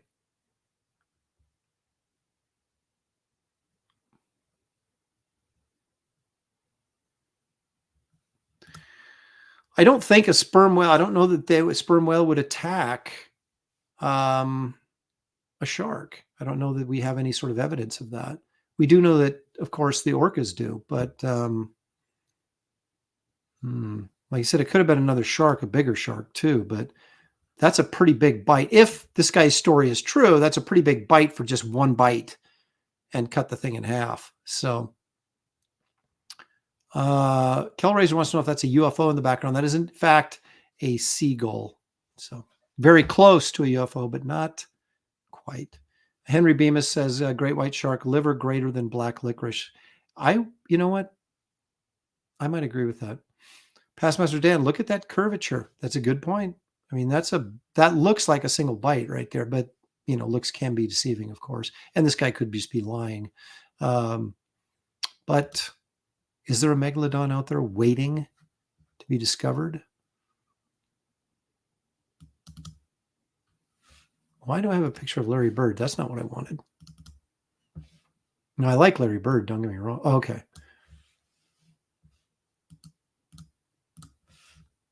Apparently it was at the tail end of one video and about to start another.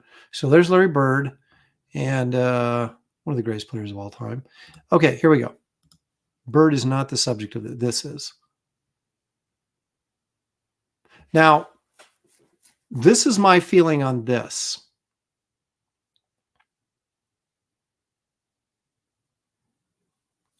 This is, in fact, a Greenland shark. This is not like a Megalodon, like they're trying to push. Or an Iceland shark. What the heck are they called? Those big...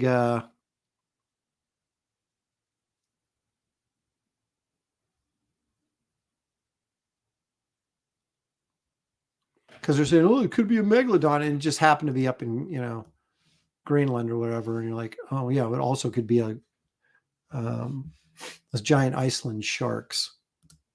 There's Larry Bird again, and here it comes. This is actually pretty cool that you're out there on your canoe or whatever, and you're like, oh boy, look at that. That's what I'm thinking. I don't think we got a Megalodon here, folks.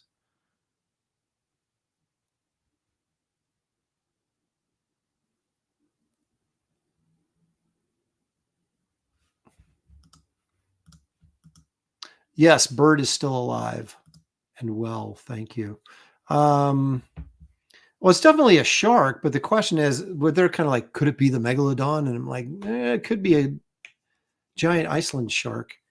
That would make more sense to me because those things are freaking huge. But yeah, if that thing was following me, I'd feel a little uncomfortable. Although I don't think that the Iceland shark, I think they're gentle giants, aren't they? I don't think they're... Headless Bourgeoisie says, Larry Bird is the key to solving these mysteries. I think you might be right. You might be right. Squib says, this is why I live on land. Nighthawk Warrior Comics, good night. Have a nice weekend, Aaron Pressing. Keep up the new artwork. Good night. Good night. You think it's only 10 to 15 feet long? I think that looks longer than that. Look at the distance between the, look at Larry Bird. No, okay. So, but wait till you see the tail though, right? I don't know actually how big those Icelandic sharks, I mean, not how big they get, but they can be, various sizes. But check out his tail coming up right. Come on, maybe. Where is it?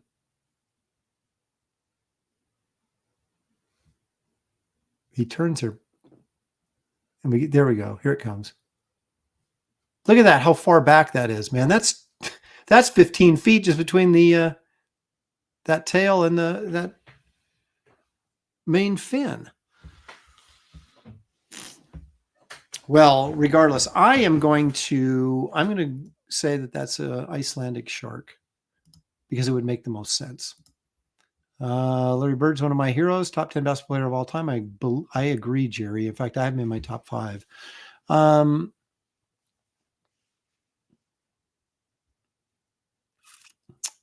Interesting. Well, you're never going to catch. I might at some point show up with my own Bigfoot video, but I will never go out and mess around with sharks. I can tell you that right now. Makes me a little uncomfortable. Which may be why Jaws is my favorite movie. But there you have it, folks. Those are strange cryptids, giant sharks, and all sorts of things that Mother Nature has provided for us. By Mother Nature, I mean God, of course. So anyway, all right, guys, that's pretty much all I got for you. We've managed to squeak 2 hours and 12 minutes out of this show, which I think is pretty darn good. I want to thank all of you guys for showing up and once again making the Sunday show kind of relaxation spot and have a good time just talking about comics, movies, and art and weird things in nature. So anyway, be prepared for another groovy episode of Graybeards, 2:00 on Wednesday, not 1:00. We're now starting at 2, so David Williams can get his afternoon nap in. Don't know what's in store for Kings tomorrow night or the Professionals on Tuesday, but something good, I'm sure. So mark all that stuff on your calendars. And like I said, Shane Davis, I believe, is launching his Second Chance campaign. So you want to check that out. Jimmy Reyes has got something coming on as soon as I sign off, which I'm doing right now. So go and check him out. Thank you all. Back Kit Carter if you haven't. Those of you who have, greatly appreciate it, the support. I'll keep working on it and we'll get things moving here.